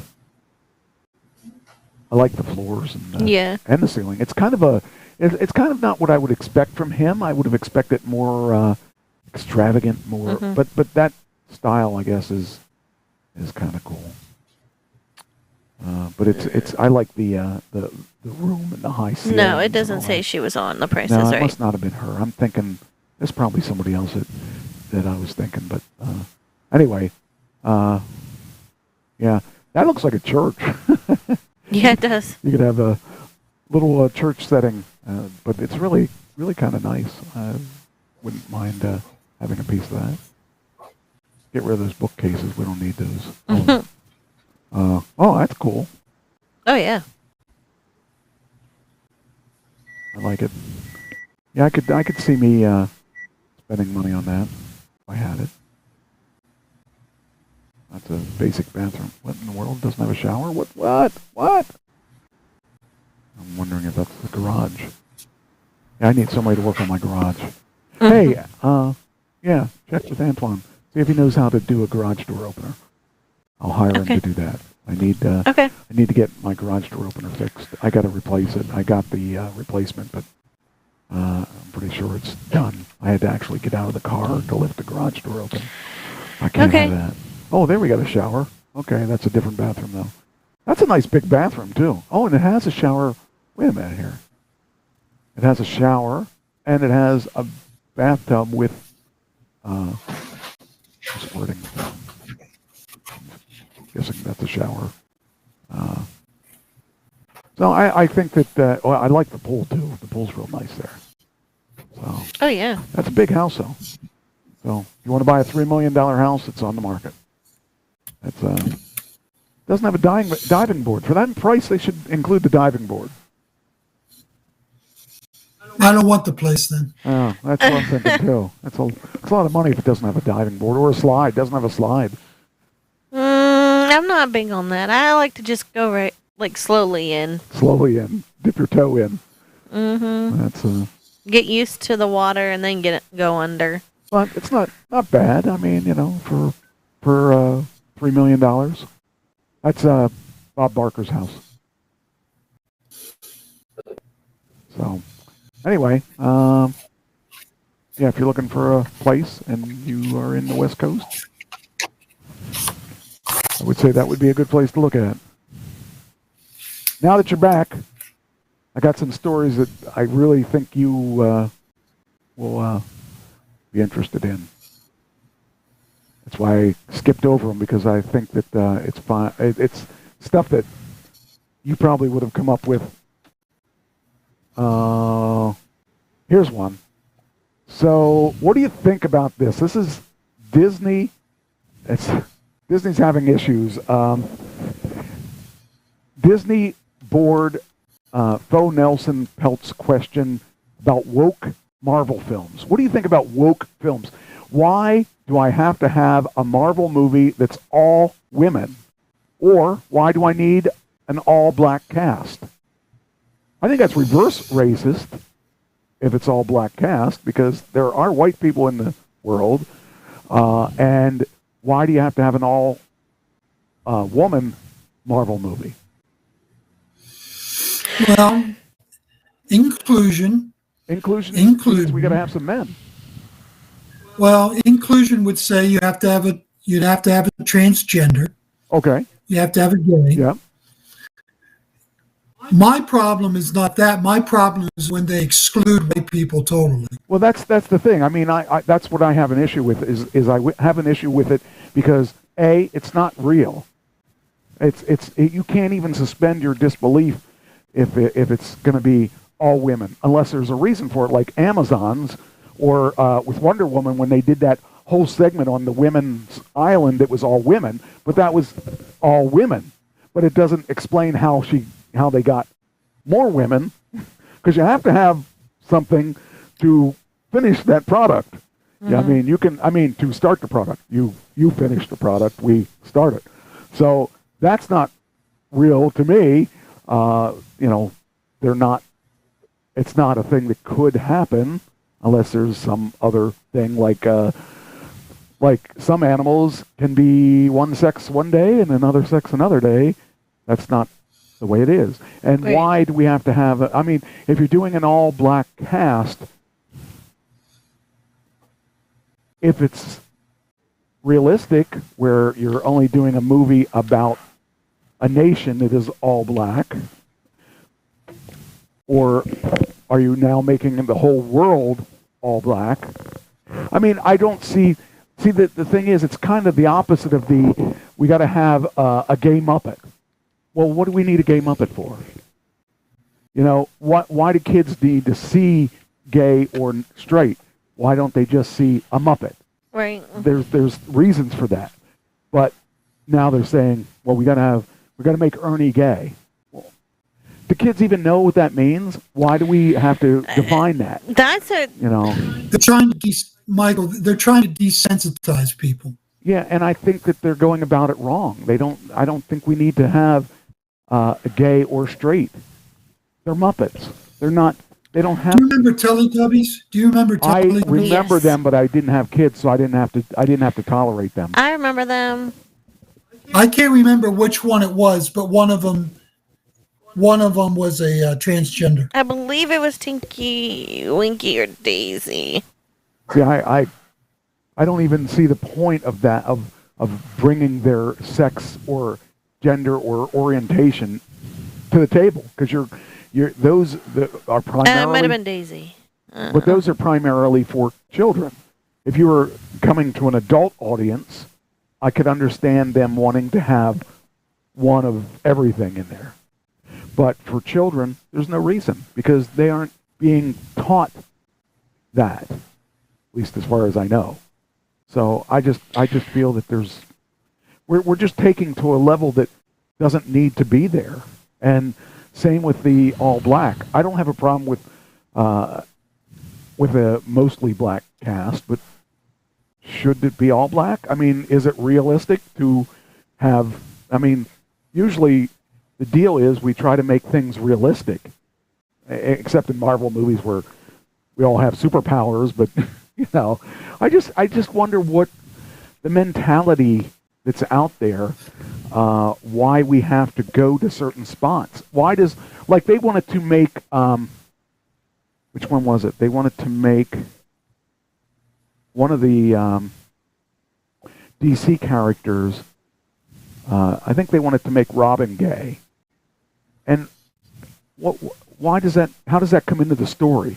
Like, is he not going to beat up? Well, because gays can be superheroes too. Well, yeah, I don't have a problem with it, but who cares? I mean, I don't care what. That's like saying, okay, if this is an extreme way of saying it, but that's like saying that you have to know how hung a particular superhero is. Who cares? Nobody cares. I don't care if he's gay or straight. It shouldn't even come into it. If it's unless I'm watching a porno movie, which we talked about last week. I don't care whether or not they're gay, straight, or hung or not. Said Tinky Winky was gay. But you see, what point? The purple one. And this is a kids show. Do we really care that this? I mean, for some parents, they're going to say, "We're not going to let you watch it because of that." Yes, and many in the Christian community. Right. So, unless you're trying to offend somebody, there's no point in because it doesn't lead into the story. Right. It doesn't matter. Bert and Ernie, I think we all thought were gay anyway because they were living together and they were all very affectionate. But we didn't know. I never really watched them because my parents never let me watch Sesame Street. But I just caught it on the tail end. Well, that's a bad word. Caught it later in life. But, it's like we're catering to children, so we should be playing games. We should be doing things that are fun. We shouldn't have to worry about what gender or what sex. Let me ask you guys this question. I know somebody who, how do I want to say this? I have somebody that I know that just said about their daughter. No, I can't say daughter, but their child. Yeah, their child. They just claimed that their child is transgender, and they're changing their name to Charlie and wants to go by he. How old? Middle school. What's middle school? Is that like up to sixth Kylie's grade? age. What grade? So Kylie's going to be 12. What grade is she in? 6th. I didn't have any idea what I was until I don't even know what I am now. I mean, But I mean, I was behind. I didn't understand, and I had an alpha male brother who. It was, it's wrong. Right. It's wrong, and that's all I ever heard. Right. It wasn't until I went to college that I actually realized that there are other people out there other than white Caucasian males that were dominant. I never saw anything other than that in my childhood. And I think where she's coming from is she's very expressive, so she's just trying to let her child be expressive. So I think that's where it's coming off. And I mean, I guess I agree in that way, but I think parents are parents of that generation are caving to what they think the child wants without the child even knowing what they want. Right. And I think that we got to leave the child decide what they are and not the parents. It's like people that if they the parent is my age. Okay, that's the age I'm talking about. Yeah. And the ones below you are even worse. Right. I think that they're overreacting to a situation where the child doesn't even know, and they're going to push the child in one direction whether or not the child wants it, because they're going to think, oh, well, mom likes that, so maybe that's what I'm going to do, or whatever, and instead of letting them decide for themselves what they are. Right. I mean, that's a dangerous thing. It's and I'd hate to. I mean, in our day, we couldn't express ourselves one way or the other because it was taboo. Right. If I were to come out as as gay in my teens, I would have probably ended up killing myself. Have you ever watched the show I Am Jazz? Yes, I love I Am Jazz. Yes, I do and too. I think that the parents were a bit. I think they tried to do the right thing, and I think they ended up doing the right thing. But well, that was. I mean, I don't know what I would do if my child came out like that. If I was the parent, and at that age, right. I don't know what I would have done. What would you have done? Do you know about Jazz? Jazz Jennings? No. Came out at 5, saying that he was a she, and the parents accepted that. To me, that's too young to make that decision. But the kid made the decision. Yeah, but I'd want to watch the kid. I'd want to watch the kid get up in at least middle school. Okay. Do they still feel that way? And they actually, because there's a lot of transgenders that are regretting their decisions, and there are a lot that aren't. And correct. And that, but there's some that had the surgeries. Yes, and this one had the surgery. And they're sterile. And they're sterile. Yeah. 18 or so. She's had bottom and top surgery. She's had both surgeries. And she is glad that she did. Now there is something that is one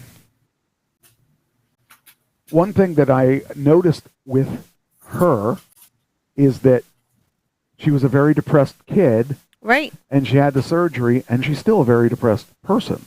So the surgery didn't fix it, but she's glad she had the surgery. Right. So, and she advocates a lot now too. Yes, and that's what I like about her is that she is a role model for that group of people. But I don't know what I would have done in that same situation as far as deciding what to do when the child was saying things. It wasn't just saying; it was the dressing in dresses, mermaids. Right. And I'm not saying that was bad. That's not what I'm saying. I'm saying. And by the way, Jazz had an older sister and 2 older brothers that were older. Yeah. And twins, I guess. Yeah. And she is the youngest of all of them. Mm-hmm. So she had role models of a sister and role models of brothers. But she just didn't fit in with the brothers. And I don't think that she did the wrong thing because it was right for her. And she doesn't regret it. So, but there are a lot of people that regret it because I think that there are a lot of confused people. They went through a phase, Mike. They went through a phase. Yes. But the parents jumped the gun. Yes, maybe. Yes. Well, and that's what they've talked about that a lot. They've shown that, they thought it was just a phase, and I mean, they've talked about all that, but like her parents stood by her. Can we talk about My friend the one that I know? went out with? I don't see why not. Yeah. Okay. I actually dated a trans person, female to male. And did they have surgery? They had removed. I don't think so, to be honest with you. Really? No. Okay. Where are they today? Are they? They live in Ohio, as far as I know. I mean, but still Still in full that female, path. as far as I know. I mean, but dating, or how are they presenting themselves? They still present themselves as a male. Okay. And dating a female. Okay. It's interesting because most of the time when we talk about transgender, we talk about male to female, but there are quite a bit of, and actually female to male, they pass really easily because once they get the testosterone, they get the features. As far as I know, I don't know his whole Voice backstory. drops, the hair grows. And I've seen a couple that I would have never, ever guessed. I mean, I just figured they were Napoleon Bonapartes. They were shorter, but they truly shocked me how much that I would have never guessed. But that's a whole different topic. But the whole thing is that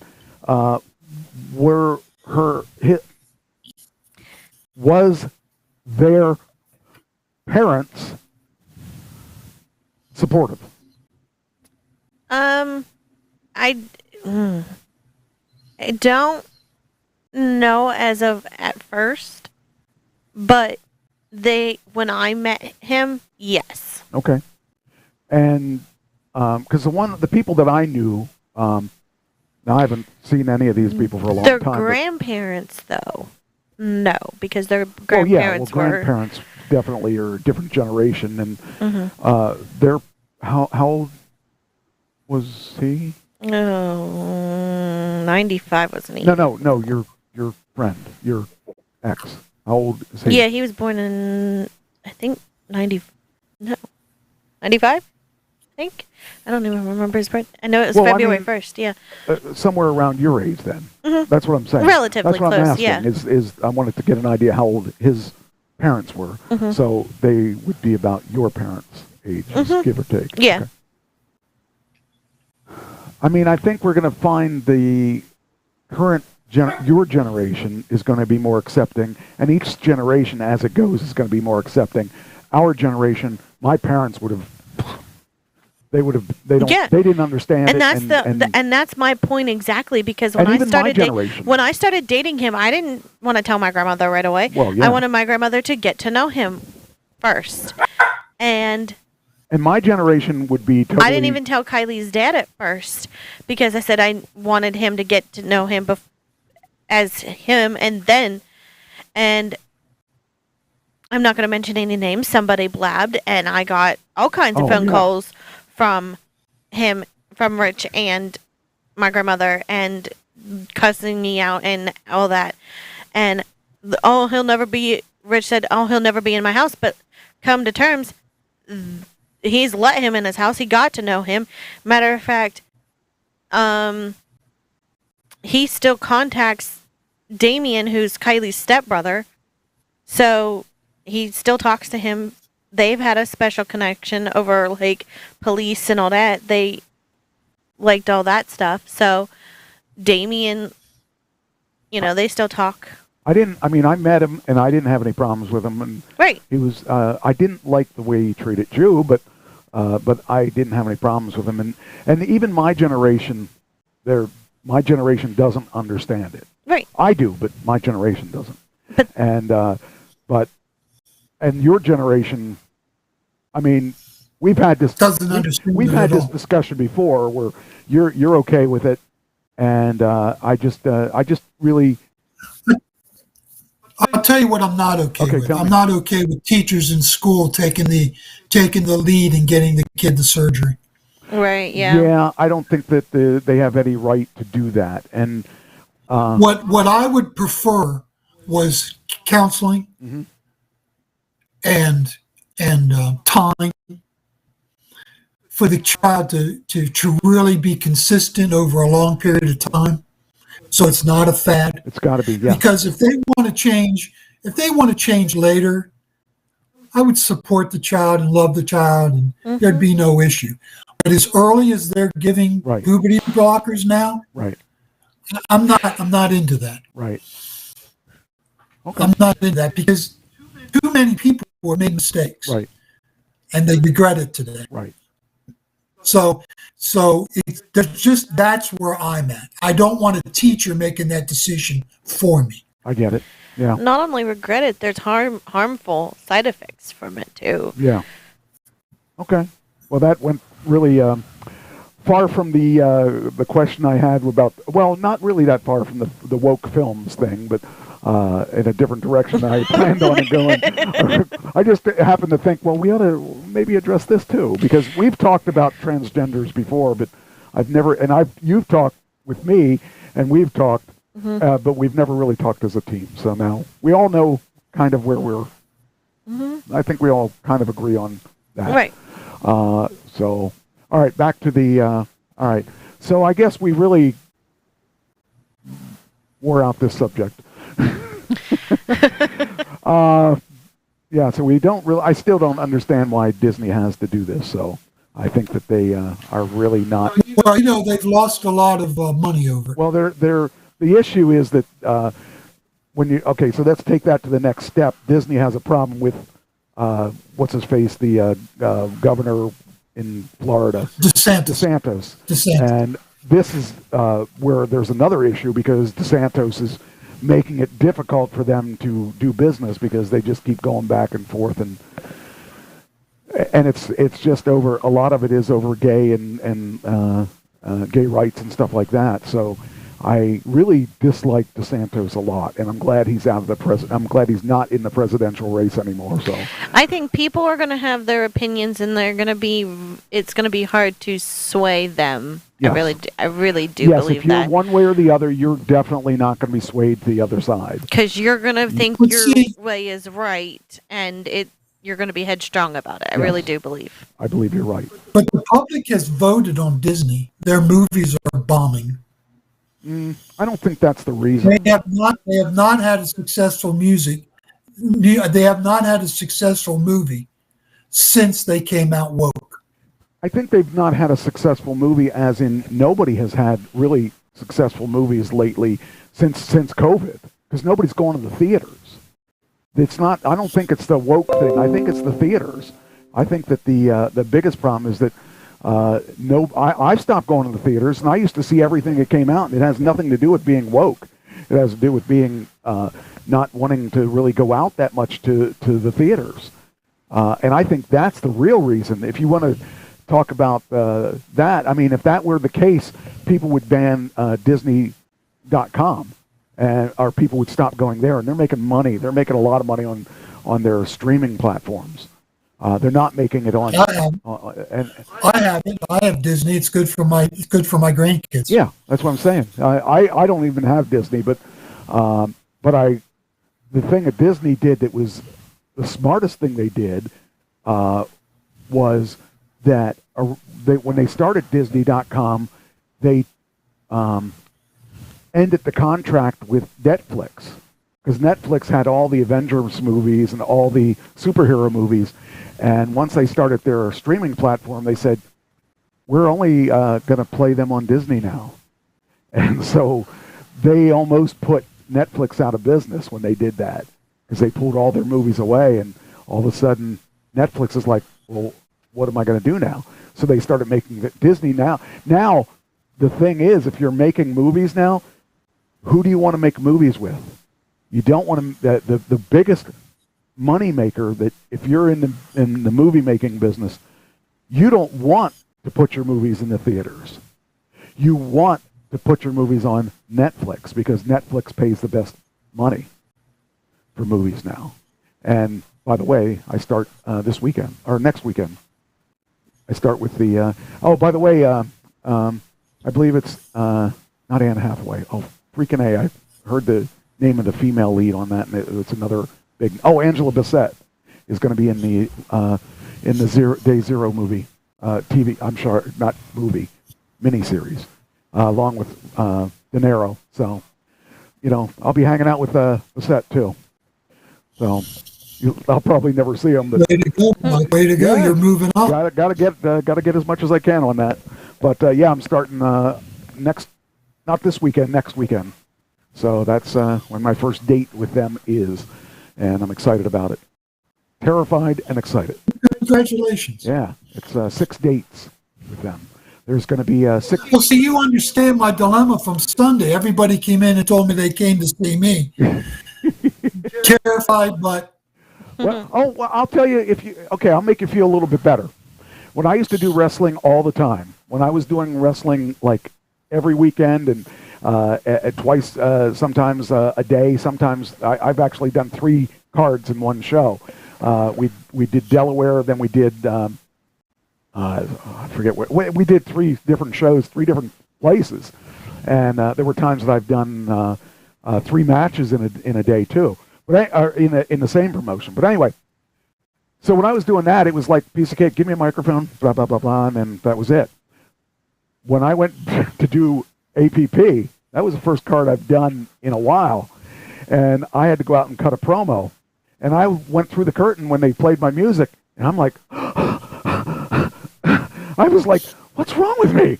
Why am I breathing heavy? I'm not even big. I mean, like, I'm the whole way out to the ring, I'm thinking, why am I hyperventilating? And I'm thinking, I'm going to take my time getting in the ring because I gotta breathe. And I took the longest time to get in the ring. I've never taken that long to get in the ring, but I was trying to figure out what was going on with my body. And I got the microphone, and I was like out of breath, and I couldn't understand it. I was nervous for the first time, and I'm talking to people on the radio and stuff all the time, or I do acting gigs, and I was actually scared for the first time. I couldn't believe that. I'm used to being in front of people, but nope. I was terrified, and there was nothing to be scared of. I had the microphone, I had control, but yeah, that was horrible. I apologized to the promoter. He didn't have a problem with me, but I did. I had a problem with me because that's not me. So I feel you. I totally feel you. That anticipation. Like I've been doing this for 45 years, and I got so nervous on Sunday. I don't know what that's all about. It just freaked me out. Well, it's a very important pulpit I was in. Okay. For Cincinnati, it's a very important pulpit, and I wanted to do justice by it. And then when everybody came to see me, those people went and intimidated you. They intimidated me, all right. Yeah, I totally get it. Next story, I think you'll like. P. Diddy. Did you hear about P. Diddy? Oh, P. Diddy. Oh, his homes. Both homes in SWAT LA teams. and Miami were raided by SWAT teams. What? Oh, you didn't hear about this, huh? No. Well, he's in. There's investigations on. It was on trafficking, right? Oh. Human trafficking. Sex trafficking. Yeah, he's being accused of being in a human trafficking thing, and so he talk about being scared. He's not only is he scared, but he's on the lam. He took his plane and left the country. At least that's what we think. We don't. Nobody can confirm it. But last time they saw him was at an airport, and his plane's gone. So wherever he is, it must be. If you're not guilty, you wouldn't run. That's right. And actually, I would not be surprised. I would not be surprised if it's true. But yeah, the pictures are feds on the scene, and it says here at 2:52 p.m. Pacific time, the scene at Diddy's Los Angeles home appears to be winding down, and a new photo obtained by TMZ shows that how busting it was with the law enforcement activity. They had a lot of people there. Right. That's insane. And did his girlfriend, the one that testified to a grand jury? This is the first I had heard anything about this. I didn't even know he was being investigated. I think it was his longtime Cassandra. Okay. Is that her name? don't quote me on the name, but she testified that and his one assistant testified against him too, because he was supposed to arrange things. Wow. For P. Diddy. Wow. Well, his two sons were in the, I guess, questioned and all that stuff about this stuff too. King is one of his sons, and Justin. So they were talked about it. They were in handcuffs. So that'd be weird to think about. Like your dad is like, I mean, maybe not weird for them, but I can't imagine my dad being hauled away in handcuffs and stuff. It just for trafficking. Of course, my dad was a good guy, but that's the difference. But man, I just can't even imagine people coming there. And the only time that when I was familiar to something like this happening was when my older brother got in trouble. They had kicked in his door, and he lost his guns, and it was a really big deal. And back when that happened to him, and deservedly, because when you do what he did, you have things like that happen, and when you don't do things like he did, that don't happen. I haven't had any cops near my house, so partially because they probably can't get back the roads. So. But yeah, now the whole thing it just blew me away because I didn't know anything about this until I got to this article, and I was like, what? What's this? And then I read a thing about his plane taking off, and nobody stopped his plane, and nobody knows if he was on the plane. Now, why would his plane take off without him? Right. And he was at the airport, so put two and two together. I mean, maybe that would actually make sense if he had his plane go without him, because then nobody would be looking for him. But, yeah, that guy, he's got some issues. He's got some serious issues. If his sons are arrested, he's coming next. So wherever he's at, I don't feel sorry for him if he did do it. But, we got Vince McMahon going after it, or being in trouble, and we got him in trouble. Who are they going after next? They're coming down on people. So, I don't know. It just kind of caught me off guard. I was like, what, P. Diddy? I mean, why would you need to I don't understand the whole sex trafficking thing. When you have the money and the fame that he has, he can get whatever he wants. You don't need to, but I'm assuming that he was not buying it. He was probably selling it. But even maybe not. I don't know what the whole deal is. I just was caught off guard with it. So that was kind of weird, and I thought, oh, that's not really what I expected to hear in today. But then we got other issues that turned out that was really bizarre. We'll get to the other issues in a second here. There's one interesting that a kind of a good one. Kate Winslet was in Titanic, and they sold the infamous door, the door that she used on the Titanic. How much? Okay, I'm going to have you both of you guess. How much do you think the door that she was floating on in that movie? How much do you think it went for? $2 million. Okay, what do you think? I'm going to say... My goodness. I don't think it went for that much, but then again I do. I'll go 1 million. You'll go 1 million? Mm-hmm. Okay, the Price is Right is you both lose because you went over, but the closest to the pin, ready? $768,000 for a door. A door that you can't even use unless you have a boat. People will collect anything. $718,000. I'm sorry, I oversaid it. But that's just crazy stuff. Man, there's the collectors that'll buy anything. What are you going to do with the door? Put it in put it in your movie room or whatever. You got to put it on the house, Look, this door was I wish I had that kind of money. That's for the tours, Mike. When they invite you over and they want to impress you, they start walking through the house and showing you this, showing you that. If you're out in their pool, they have it sitting in the pool. Hey, you can be Jack. Oh no, you're going to drown. I just don't You said know. it went for how much? 718,000. So you were closer. Yeah. But still, I didn't really think even if it millions. went for- I didn't think millions, but then when he said 2 million, it kind of second guessed myself. Actually, I would have guessed probably something like that too, because that would have been as crazy as these people are that have too much money.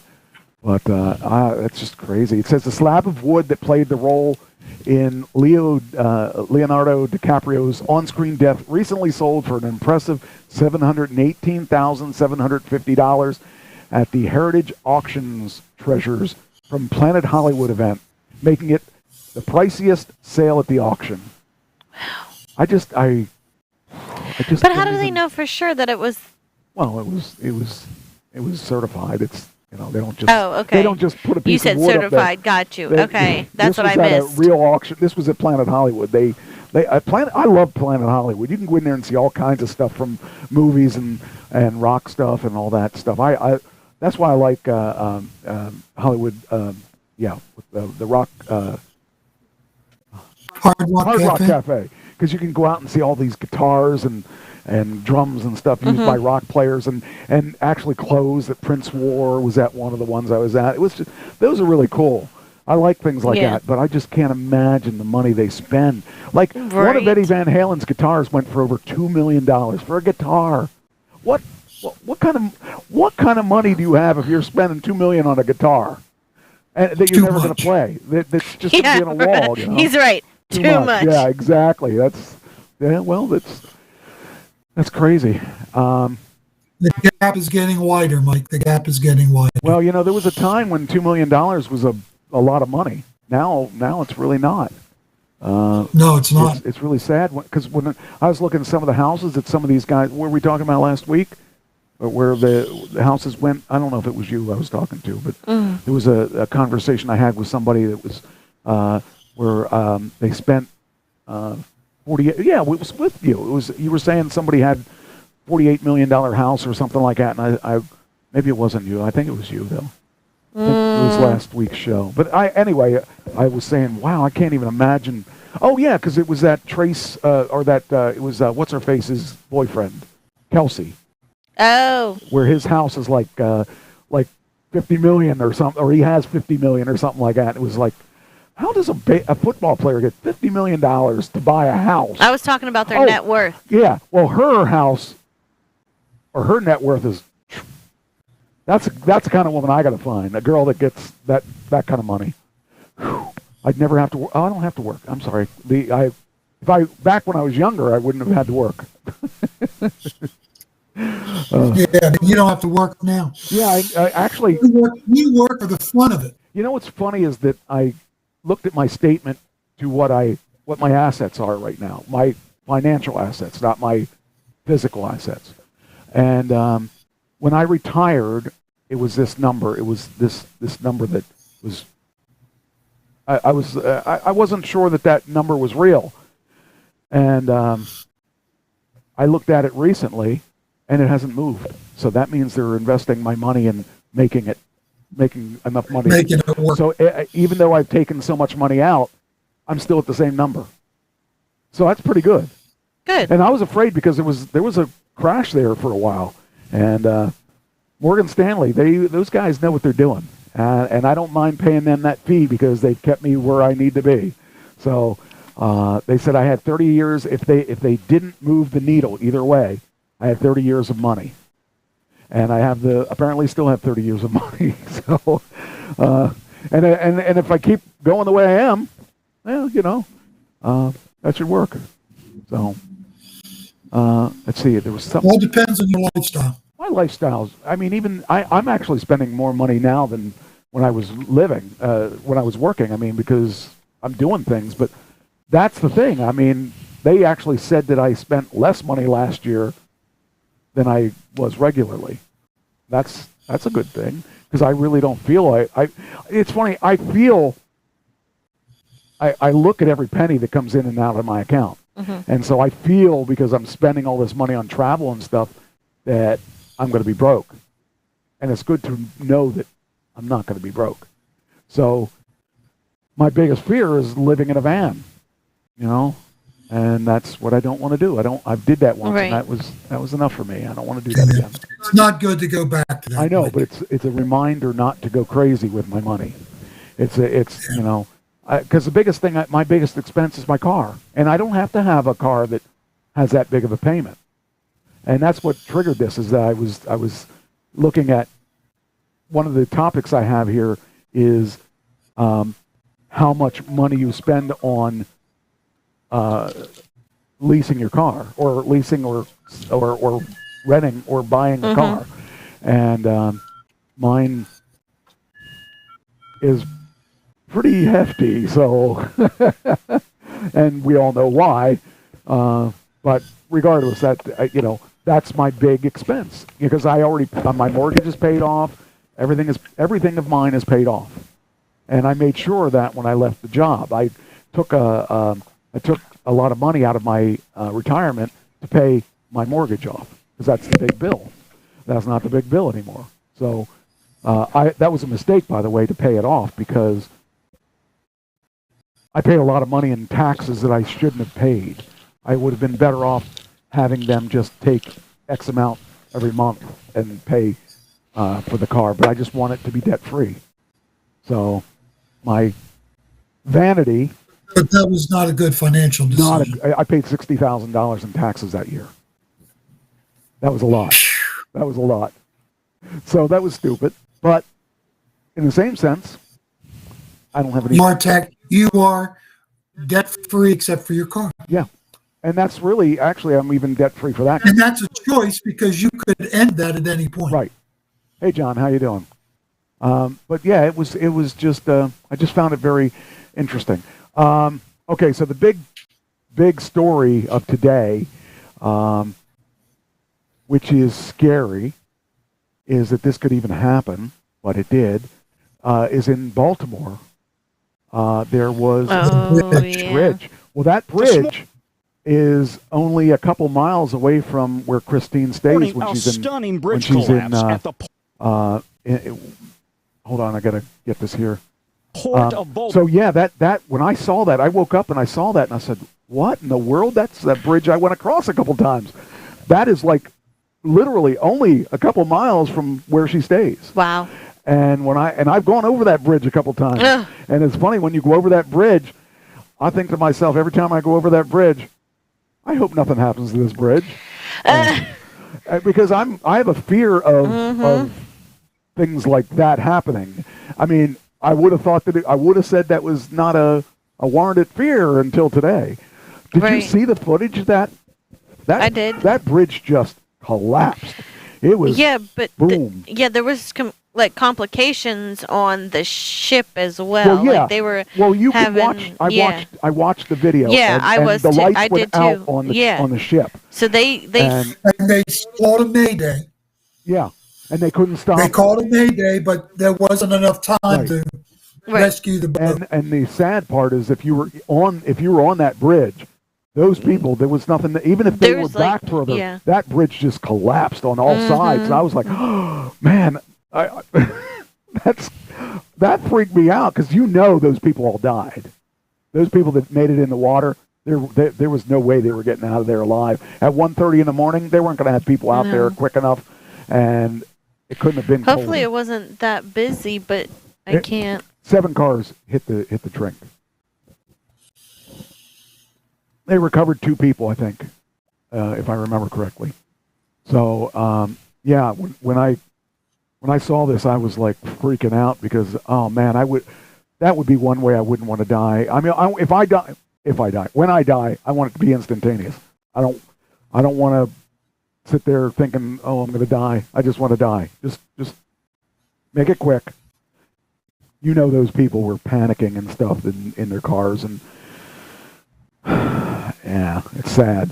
But it could have been more. If that had been imagine if that bridge had been full like it usually is during the day, we would have lost a lot of people because that place, it's such a long bridge to begin with. I don't know if you've been across 1.6 miles. What's that? 1.6 miles. Yeah, I think it's 1.6 miles. I know it's a long bridge. That's all I can tell you. Is every time I went over it, I'm like, boy, this is a long bridge. And I sure hope nobody hits it. Who would have thought that would happen? Because, I mean, there's enough space to put in a ship there, and I had to watch it to see how it happened. Right. Because I remember it being pretty wide apart, and I thought, well, maybe it was too tall of a ship or something, but that wasn't the situation when I saw it. I was like, wow, oh, man. And it sunk. He hit it. Yeah. He hit one of the pillars and knocked That's what happened. Yeah. And the cause they all, when they went down, the other areas just it pulled. Yeah. And there were fortunately only a couple people on the bridge at that point, but But I'll tell you that, oh man, I don't want to ever go I don't want to go across bridges anymore. I've always had a fear of bridges. I know. I used to tease you guys with that because we go when we would go to the wrestling shows. Your sister would get like all freaked out about it, and I said, don't worry about it. I would. I'm a little better at them now, but like some of those bridges in other places, like when I went to Connecticut, those bridges, when I went up there for a funeral, I used to tease them when they were coming to wrestling shows and we have to go across the bridge. They would go, "Oh, I'm afraid. I'll be like, "What? This is technology. You don't have to worry about being afraid." But I'd say, "Oh, well, if we went off the bridge and landed, they just have these cranes that come down and pick you up and put you back on the road." I mean, I've gotten a lot better. There was a bridge a couple weeks ago that kind of got me a little scared. But I was okay. For the most part, the chances of a bridge doing what this does is almost... But that's because something hit it. Yes. Now, just going over it every day, that's the thing. Like, I realize going over it every day... It's almost zero. Yeah. It's almost zero. With the amount of like cars... a bridge like that, or like a big bridge, yes. But it did happen, and it freaked me out because I was like, wow, I've been across that bridge. And the way I saw it happen, it was I saw it on the Today Show. Well, the Today Show was streaming it, and because I had to watch to figure out how it all happened because I heard there was a ship, and I thought, well, was it too tall, or because they couldn't have hit the pillars? The pillars are really far apart. I mean. But they could have hit the pillars because they did hit the pillar. Right. And that collapsed. I couldn't believe how quick it collapsed. It depends on if they couldn't see how far they were turning, how they judged. I mean... It was scary to see that. And I mean, yes, he hit the pillar, but could he have, even though he was... Even if he missed the pillar, though, and still... He could have still hit the bridge, and could that have could he have not? Let's watch it. You see what I'm saying? Let's watch it. It's Baltimore. Okay, so actually, it just the Francis Scott Key Bridge. So there you see into the water. Okay, no, okay, I see which I got my answer just from you playing that. Okay. Ship hit the Key Bridge. But he would have made it under if he had. That's what I was saying. That's what I was saying. Would he still have made it under if he didn't hit the pillar? He would have, yes. But they lost. If you watch the video from, I have another video attached here, that you could see it was all lit up, and then all of a sudden it just went black. And then it's like bottom lights came on, and then they went black. Like they kept going out. And by then they had the momentum; they couldn't turn. It was too late. But man, that was just horrible. I would have really. I don't think anybody on the boat got hurt, but I'm not 100% sure. No, they were okay. But yeah, the people, there were at least 7 people that went down. At least there's sinking. That's if there was only. Is gone. I mean, they just Holy hell. That scares me because shows how smoke bad coming from the ship. The technology is because there you see everything's well lit. So now you just wonder Like, And you see smoke coming out the top too. Well, Because I made that smoke is it's probably a fuel because they don't have any electric boats right now. Gotcha.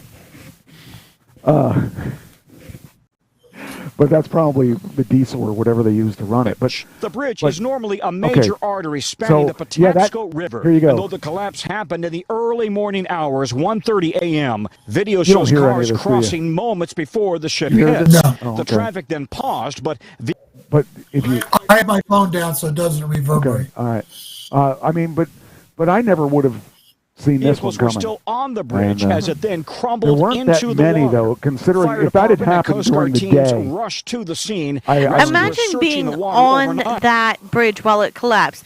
You're probably Yeah. scared crapless. Yes, for sure, because you're seeing. I mean, but every day you see ships coming, and you know, but here you go. There's You don't here, think here it's we're going to gonna see, happen? We're going to see it now, and you're going to see. I think is this the one where the light goes out? Nope, that's after the lights came back on. Yeah. So But and even there, it went actually the there. lights went. I think it may have gone out. It again. went out as, So whatever it was, the malfunction that caused.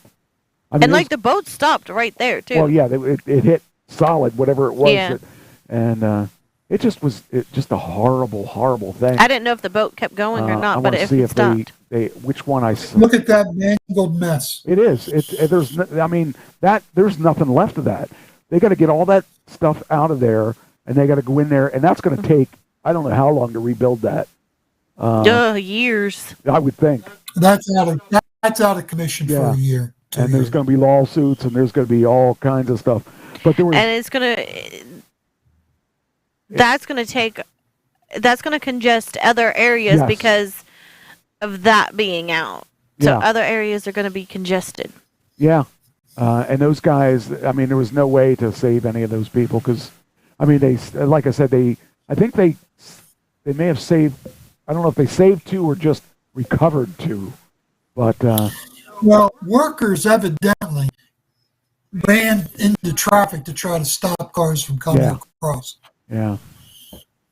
Risk their lives to stop them from coming. That's just insane. It's insane. That whole thing is just such a shame because all these people that die. I mean, I know that I mean, that's a big boat. Looking from that, like, look how long that thing is. Oh yeah, it was So- 950 containers. I think it was on that boat, and a container is the size of a tractor trailer. Okay, here we go. I think this is where it shows the lights going out. So yeah, see, right the there. lights are all gone out, and they're Yep. like, There it is. and then it came back Yep. on. And it was like whatever that. And then they there it out went again. So they lost control of the ship. There it goes again. The lights just kept going out, unless they're just backing it up again. I'm wondering if that's what they did. No, that's what they did. They backed it up. Okay, that's a little better because then at least the lights weren't going. Maybe they had a disco going or something. But it's really sad because all those people, lost their lives because somebody or something happened to that. Something that, who would have guessed of all the things? I haven't heard of a mishap like this in most of my lifetime, I think. But I just hope that whoever perished, they didn't have to suffer in it. So, and I don't know how deep that water is, but you got to. No, but that's a long way down, Mike. If they'd hit in their cars, Yeah, they may have. I think they. I don't know. I just know the fear of drowning is one of my biggest fears of life. I don't want to be suffocated to death. Oh, here. And you so can't get out of your car either because what are you gonna? If you do have a thing to break your windows, where are you gonna go? I mean, you're gonna be in the cold. I'm gonna send you a link right now about it's more on this and how maybe it's gonna impact on shipping. Okay. It says Francis Scott Key Bridge collapse in Baltimore, impact on shipping. Wow. Well, no more ships can get through that port. Yeah. Here's the after. Okay, let me see here. Which one? Oh, it was this one. It was on Twitter that I found this this article here, or this video here. As soon as I figure out how to get it on there. Why aren't you coming?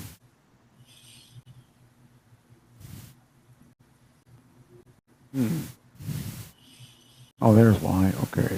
All right, we'll just put this, we'll grab this URL. Right here.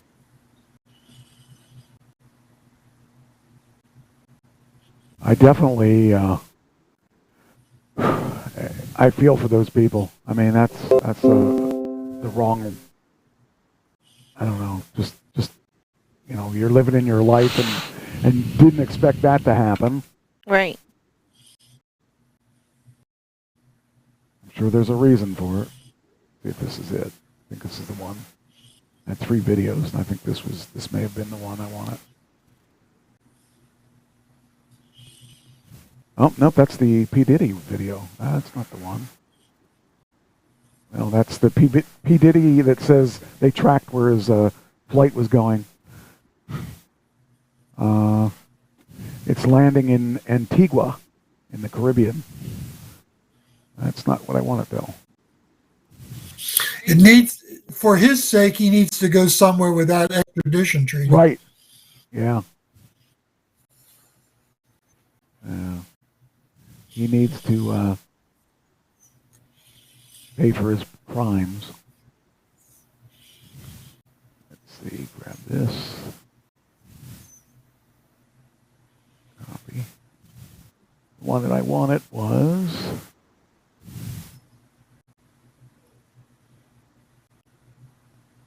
Fix this.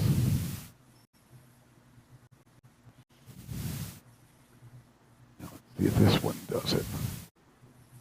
Wonder where that came from. Okay, this has got to be the right one, hopefully. Oh, there it is.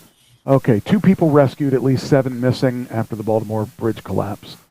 So they did actually save 2 people. I don't know how they actually got to save 2 people, because that would have been a mess, because that was Right. 1:30 in the morning. But, yeah, that just is insane. And you look at the little boats there with the lights, and look how big they are compared to the big ship there. That was 6:50 in the morning, which would have been about 5 hours after. Right, like... Let's see here. See if they show... Where is it at? I think they showed on one of these videos.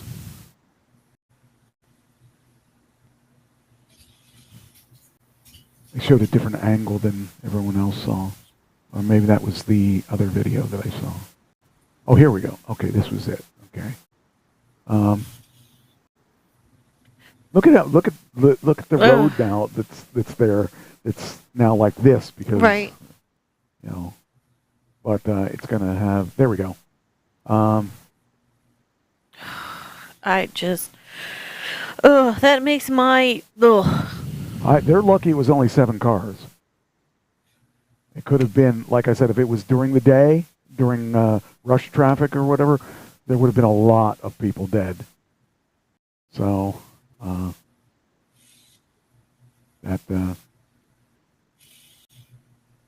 Oh, 6 workers missing after bridge collapse, presumed dead, authorities say, and this was just about 8 o'clock. Now, in a Tesla, it would have floated. The Tesla actually floats. Really? Yeah. Although I guess it would depend what angle it landed in, because Right. it may not have floated. It may have, but I've seen the Tesla float because of the way that the balance is on the car. The weight is all on the bottom, so it would be like a boat. I mean, and it just wouldn't be able to go very far. So that's a good reason to have a Tesla. And a Tesla always lands on its feet because that one guy that drove his car off a mountain to kill his family, he thought he would kill his family. They all survived because it landed on the tires. But yeah, that's a horrible thing. I think that's going to be the only thing we hear on the news for the next couple days. Yeah. I was just going to say that same thing. This is probably like the next big thing. Yep. Yeah. Yeah, that's a trip. But all right, next. I got some more cool stuff. Trying to figure out where I'm going to start. I guess I'll do it backwards. Because you're backwards. Well, I kind of wanted to. You have your phone on? This next one. I got phone okay, on. this is gonna. We got to lighten up things because it was. We've had a lot of rough things. This is something I found on Twitter today. It's on Five Guys Pizza or Five Guys Burgers or whatever it is. But that's not what it is really about. But it's kind of funny. She was very disappointed. So I gotta. Oh wait, I gotta stop this because she's gonna say something that's really funny. And I think she was really serious when I think this was. So we gotta turn the volume up. I think I have the volume up. Yep, the volume's up. Okay. This is pretty funny. And so it starts out. Do you want Five Guys? What do you want? Five Guys? Want Five Guys? What? Do you want Five Guys? I don't think I can handle that. You can't handle Five Guys? No, I don't think so. That's kind of a lot to throw at somebody randomly. It's just Five Guys. No, I don't think so. Okay, well then can I pick them? It's kind of a lot to throw at somebody randomly. Okay, well I have some people in mind. I don't think so. Can I pick them? What do you mean? I have some people in mind. If you're wanting to do this, I have some people in mind. I probably have the numbers in my phone. It's Five Guys. Yes, I know. Do you want? It's the restaurant. I saw that before. The restaurant? I think they set it up. I don't think Guys. anybody's that dumb. Yeah, it is a setup. Yeah, that sounds They good. do a bunch of reels. Oh, okay. I They think do that's a bunch. funny.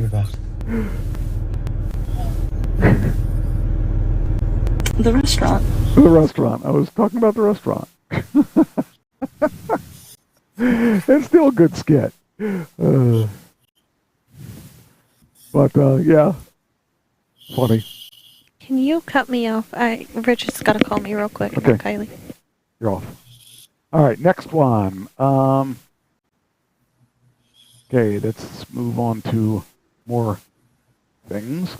All the hassle that they gave Tesla on the driver assist stuff. Now, Tesla's not the only one that's got the problems, because Ford just had a driver assist problem. They had one of the electric Mustangs has driver assist, which is their version of full self-driving, or whatever they want to call it. Divorce in the future for that last video. Yeah, could be. But anyway, so Ford now has to overcome the national safety, whatever it was, the thing that covers driving things. So the problem is that Ford had a fatal crash with their electric Mustang, and here we're running into the same thing that I've always talked about. Tesla is not a car company. They're a technology company. And they got through, this is funny, I just saw on the screen, woke culture trying to watch a movie in peace. This girl's in the rear seat of a bicycle, and she's staring at a guy's butt. That's really weird. Anyway, so so now Ford has to go through and justify what happened in their car after it wrecked because of their driver assist. Now, a lot of people think that if you have that blue, they call it Blue Cruise driver assist system. A lot of people think that if you got a driver assist, you can walk away and let the car drive. That's not the case. It's too early for that type of situation. And even in my car, I make sure I have my hands on the wheel, and because I don't, the car is pretty good compared to what it was when I first got my Tesla. It's a million times better than it was, but I still wouldn't trust it enough that I would sit in another seat and let it drive. We're talking about you're back now, right? We're talking about Ford has an issue now that Tesla ran into a couple of years ago where people have their driver's assist thing, and they think because they have driver's assist, they don't have to do anything. They just drive. They just let the car drive itself. And I was just saying, you really can't do that, especially at this stage of the game, because the car is learning this stuff. So it says another week after investigation of a crash involving an advanced driver assist feature. This time, yet another probe into Tesla's autopilot software. Instead of that, it's Ford's Blue Cruiser. Right. Blue Cruise. So they had a crash where somebody died. And I think you and I were talking a lot about that this Saturday. Yes, we were. I was showing you. Yeah. I was showing you what my car can do. Yeah. But because I was quite interested in it and was talking about it, and then we started talking about it. And it did what it was supposed to do, but this is after years. When I got my first one in 2018, my car couldn't do hardly anything. I didn't trust it at all. But this one, I trust more than most of them, but I still don't trust it in the point. A lot of people, I don't know what happened in this one, but it says here, San Antonio police said that the Ford had a partial automation engaged at the time of the crash, which resulted in the death of a driver of a CRV. The police said that the police said that the driver of the Honda CRV, 56-year-old Jeffrey Johnson of Austin, was taken to the hospital and later pronounced dead. Ford offers Blue Cruise, an advanced hands-free driving system. See, the thing is, the Tesla does not market it as hands-free. Right. The Tesla says you have to have your hand on the steering wheel at all times. Right. And it actually every 30 seconds will remind you if you're not. Right. And even when I was talking to her about this, even when they actually just had a new update to their thing because people had tried to figure out ways to fool the driver or to fool the steering wheel. I actually was one of those people at one point because I had to drive like 18 hours from Florida, and I had rigged it up because I was trying to figure out how to beat the system, and I beat the system on the way back. However, when I went to Florida the next time, I was driving and I had my hand on the system, and it said that I didn't, and it actually penalized me, and I wasn't allowed to use it for a week because it said I wasn't touching the steering wheel when I was. Their update means they now activate the camera that's up by the mirror, and it's watching the steering wheel. And if your hand's not on there, it's going to buzz you. So people are always trying to figure out a way around it. But the thing is, I don't trust it enough to really let it go. Because even when I played around for my drive, I always was watching what was going on because I don't trust the car yet. I trust it enough as long as I'm sitting there. But a lot of people were rigging their cars so that they could sit in the back seat so that their car could drive them. And a lot of those people aren't with us anymore. Or fall asleep while they're driving. Yeah, and so a lot of those people aren't with us anymore because they're stupid.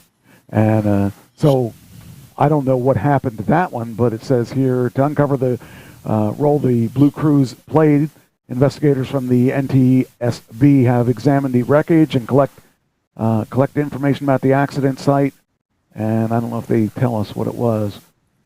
They don't tell us what it was, but I just wonder what it was. And they're going through the things that Tesla went through years ago. And I would imagine that that's what somebody wasn't paying attention or was saying, hey, look at this, watch this, and it didn't stop. You got to see some really cool stuff, though. The car will pass people by itself. The car will stop at stop signs. Were you impressed by that? I was quite. I set it on autopilot, and and we pulled up to the stop sign, and it stopped like it was supposed to, and it looked, and then it went forward and turned left.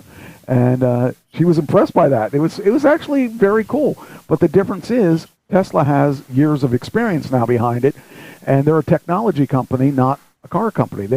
I drive a computer. And these guys at Ford, they're making their gas cars into electric cars, so they're not really reinventing the wheel, so to speak. And they probably need to think that it's really just not putting an electric motor in a car. You really got to go and do all the things Tesla did to make the electric car work. So that's the first time I'd heard of a crash with autopilot in a long time. Looks like we got Darrell's back with us. Hey, how you doing? Divorce in the Future. Yeah, that was on the video that we played earlier. They're not for me. I don't trust them. Well, you don't even drive. What do you know? You freaking don't even drive. You have people drive you around. You trust other people. I don't trust other people. I personally have to drive. I don't even trust my car to drive. So, but yeah, I mean, it's an interesting. It's going to happen. I mean, we're eventually all going to be driving electric cars, or we're all going to eventually trust it. Our generation isn't, but your kids' generation will do it. And a lot of kids like Teslas. And it's funny, I would pull into a place and like kids will be hanging out around the place that I was stopping and be asking me questions and stuff. And the younger generation is more accepting of this stuff. Right. The older generation, they have no interest in electric cars. Right, because the older generation didn't grow up with technology, where us younger generation did. So we know a lot more. Like I said, there's kids that parents will say, here's a tablet, here's a phone at young age, and the kid can sit there and go. Well, the thing is, kids better be smarter than we were, because they have the technology to learn this stuff, and they have the drive and the want to have that information in front of them. When I was a kid, all I wanted was a TV.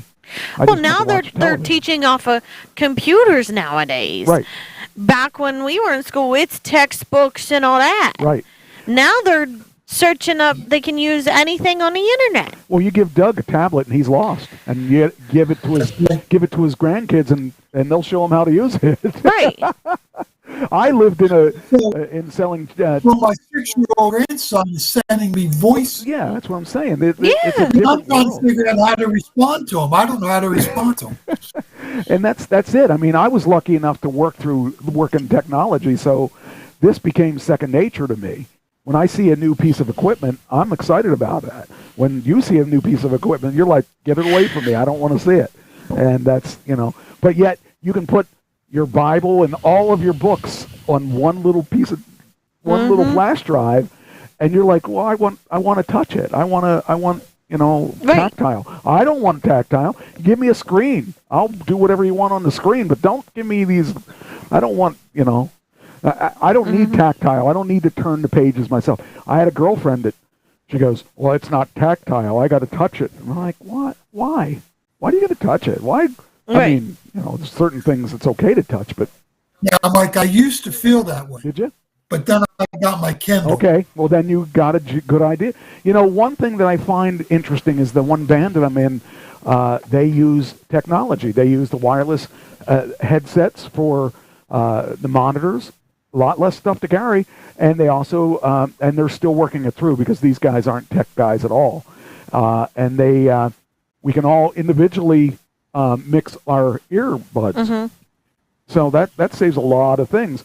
But you got these guys that don't have any idea what technology, how to do this with stuff, and they're all lost about it. And I don't really know it that well because I kind of like left Ken do that stuff because he was doing all the keyboards and mixing and all that stuff, so I left him learn that. Now I'm sorry I didn't learn it because these guys are using the same software as I have, but I just never really learned it because I let Ken do it.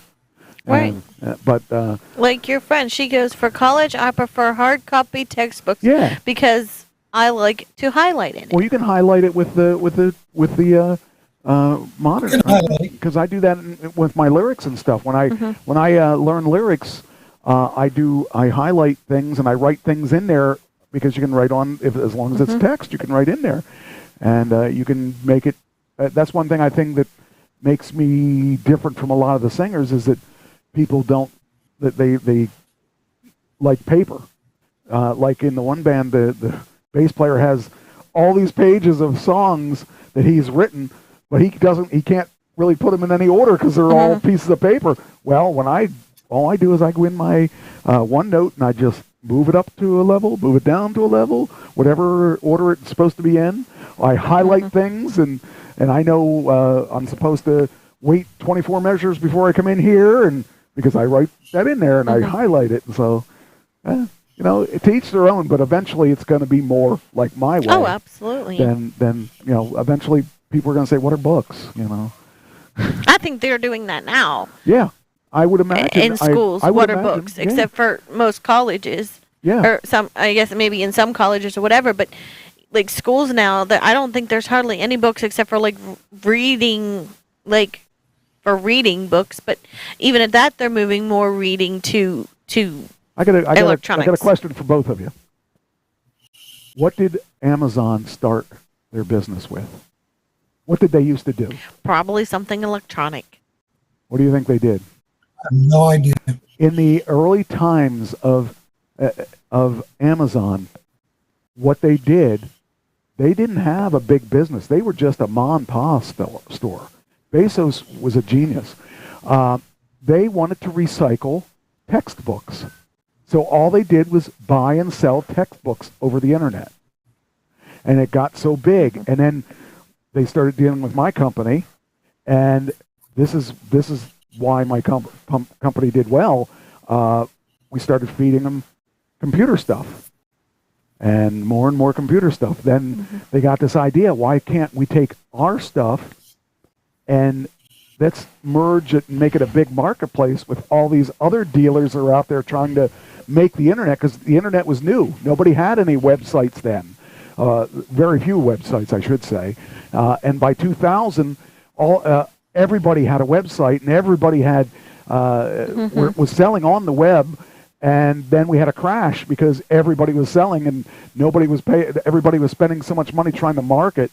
The only one of the only ones that survived was Amazon, because we cut everybody's credit lines to nothing, because everybody was afraid they were going to crash, except Amazon. And they stayed, and they just grew and grew and grew, and so did we. We grew with them, and that's why I got to retire early, even though that wasn't my account. So what's it say here? That's a win. I have that one. Was worth. What's that say? $800. CA Gov gave me 1,500. California government gave me 1,500. Okay. So that was in reply to something. Yeah, they're talking about a car or something or other. And then she goes, I have one PDF textbook as it was 65 hard copy was over 150. Yeah, see, you make a ton of, and you don't have to worry about losing it. Don't have to worry about because they made the whatever you buy on Amazon PDF file, you can re-download it as you get a new computer. You don't have to worry about losing it. Like when you buy your Apple Music, you can change devices and take your music library with you wherever you go. So same as Spotify. Yeah. It's all. They all figured out a way. California pays you to retire your cars. Because unfortunately, that's why CD sales have been zero, and we get streaming money now, and that doesn't come anywhere near what we were making CD wise. For me anyway, I was making a decent living well, not a living. I was making decent. Oh no, okay, a little money. Now I make a lot less of a little money. So anyway, this is what technology does. But you got to be careful how you use it. You got to use it the way it's written to be used, not the way you think it should be used. You can take and trust your car so much, but you can't just go as much as as they as people think they should go. Right. So. All right, next topic. There's the P. Diddy one. Get rid of that. Let's see here. So that one I can get rid of now. All right. Oh, yeah, here's a weird one. California man arrested after carrying around and biting a severed leg. Ew. This is so weird that there's people like this out there. I mean, I can't even imagine wanting to eat somebody's leg, whether it was severed or not. Not for me. I haven't seen my dog for a while. He's not pestering me. But yeah, it says here, I mean, if you walk down the streets and see somebody carrying a leg, I mean, it might be okay if it's if the guy's carrying a mannequin, but if it's a real leg and he decides to eat it. No, thank you. Ooh, that just made my stomach turn. What, you don't like legs? Chicken legs. She got legs. She knows how to use them. Yeah, there's a video and everything of this. I don't even know if I want to watch it. I guess I'll watch it. Might as well watch it. The TMZ video. I never get in trouble for using their videos. I'll say that now, and I'll probably get in trouble. Well, now it's not going to play. Why isn't it playing? Maybe it's down here. No, that would have been it. All right. Oh, here now it's playing. Okay. Now it's thinking about playing. I rebooted this computer right before we started, too, and it shouldn't be lagging. I don't know. It says a California man is competing with Florida man for the weirdest headline of the week because he got arrested for walking around and apparently chomping on a human severed leg. The dude's name is Rosenda Tellez. Well, that's enough name to be in the news. Really? I've never heard of someone named Rosenda. And he got busted Friday on out near Bakersfield in a small town called Wasco after eyewitnesses saw him strolling through town with what appeared to be an entire limb that was attached to a person just earlier in the day. Oh. I guess that guy didn't have a leg to stand on. No, guess not. It says here, Kern county officials say the leg was illegally taken from the scene of a train accident that morning. What would make you, like, you see the accident, what would say, oh, I'll just take this leg with me, you know? Could you have been that hungry?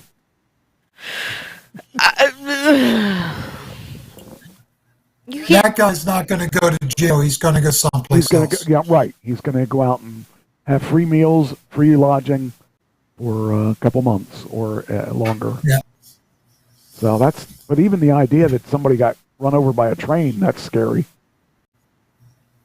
At least it was chopped off quickly, I would imagine. It says here, it was a gruesome sight as you see the flesh dangling from the chopped off leg. And sure enough, you can see this man identified as Tellez, seemingly going in for a nibble. I wouldn't even want to touch somebody's leg. No. Oh, yep. He gets the award for the strangest story of the week. Yeah. At least at this point. Since you're both here, I want to do this story. Did you ever hear of a Bay Area pizza shop called Zume, Z-U-M-E? No. They raised $445 million for their startup. Oh, wow. Yeah, that's a big amount. However, they shut down after $445 million. And this is this is one of these situations where technology didn't work for them. He will probably come to the mental hospital in my town. Yeah, probably. So this company decided they were going to start this pizza company that is going to use technology to get things quicker, like sheets if you wanted to order on your app and stuff like that. They decided that's what their goal was going to be. But, however, they weren't very good at their goal or very good at the implementation of the goal. $445 million, that's That's $500 million. That's a lot of money. Yeah. That's a lot of really, money. I mean, I could make a lot of things work if I had $445 million. But apparently they couldn't make it happen. But what it says here, All depends on how you use it. says hundreds of millions of dollars later, the California startup that tried to disrupt pizza delivery has gone belly up. Zune, which had raised $445 million since its founding in 2015, ceased operations and is liquidating its assets, according to a report from The Information. The once based in Mountain View, but mostly headquartered in Camarillo, the film planned to cook pizzas in the back of a massive truck with robots while en route to the customers' homes. In 2016, Zoom delivered its first pies, and positive reviews rolled in on Yelp.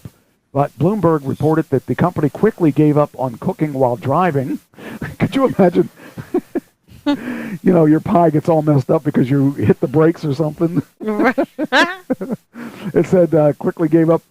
Cheese kept sliding around when the truck hit bumps on the road and started parking in central locations to send out typical deliveries. Nevertheless, investors were intrigued, particularly in SoftBank's Masayoshi Son, famous for the $100 billion vision fund that dumped $4.4 billion on WeWork. Well, WeWork, I think, went bankrupt too, if I'm not mistaken. Yeah, I think I remember reading something about that. Bloomberg reported that Zoom CEO Alex Garden was projecting hundreds of millions of dollars in revenue and talking about becoming the Tesla of fresh food and the Amazon of fresh food, trying to get Sun to invest. In 2018, SoftBank poured $375 million into the company, according to PitchBook, valuing the startup, still with a relatively untested product, of around $2.25 billion. The money didn't last. Zune had employees jump from project to project, including a month-long push to build a sensor that would monitor the heat of the food as it was being delivered. The firm burned through cash without bringing in much revenue, less than $1 million in 2019, according to Bloomberg. At the beginning of 2020, Zoom quit the pizza game, laid off half of its staff, and pivoted into engineering sustainable packaging. Now it's shuttered. The firm now the shuttered firm stands as a prime example of venture capital excess, an expensive, fruitless attempt to supplement an industry that no one really had a problem with in the first place. So there you go. There's your there's your story of the week for dumbest spent money. Yes, we got to have these computers or these robots build the pizza rather than a human, and you've got to have it in a truck so that it's delivered as fresh as it could be. So. Yeah. Well, the dummies are the venture capitalists that sunk money into this. Yeah. That would definitely. Well, yeah, and I'm sure I'm sure that the people that ended up losing the business too probably didn't feel real good about that. So, let's see here. Oh, we're almost out of time. We're actually close to 10. Yeah. This is interesting. I can't listen. I won't do this. Won't do this again. Won't do what again? What won't you do again? Hold on. I gotta type this. Gotta know. What won't you do again? Maybe she won't order from. Oh, didn't come up. Oh, that's great. I used the wrong computer. I used the wrong keyboard. Let's try it again.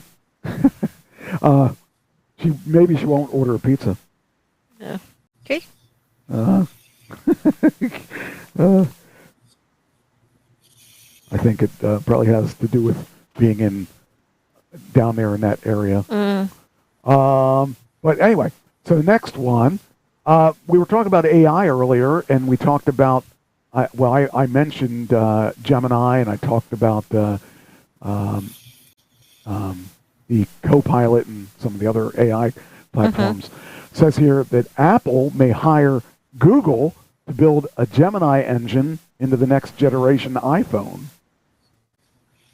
I would be interested. I mean, Gemini's pretty good. Gemini is in some ways better than Copilot, and in other ways it'll get better than Copilot, but it's a new thing. So we're going to see them go back and forth quite a bit. But those are the two players, is Microsoft and Google, is really the big players in that game right now. But the big news is that Apple was committed to building their own AI. Yeah, well, that kind of went belly up, I think. Yeah. That says the next batch of Apple iPhones could feature an artificial intelligence upgrade that comes from the search engine giant Google.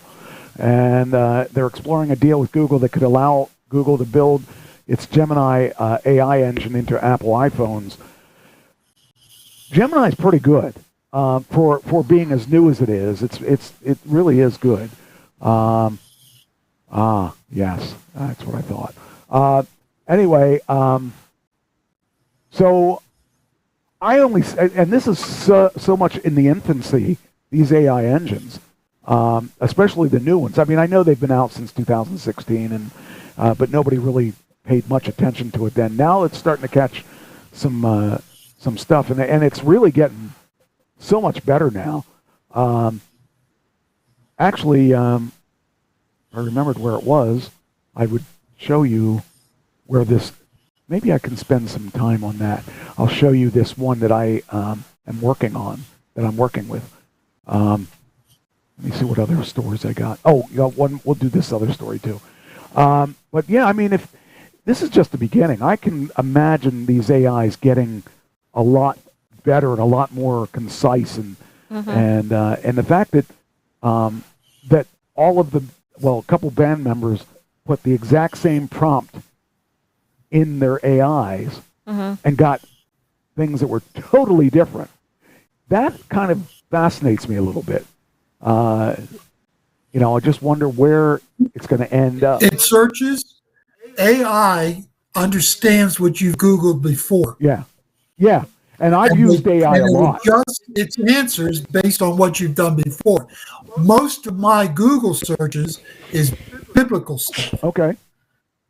So you're probably not going to get a cigarette smoking skull Correct. with the same prompt.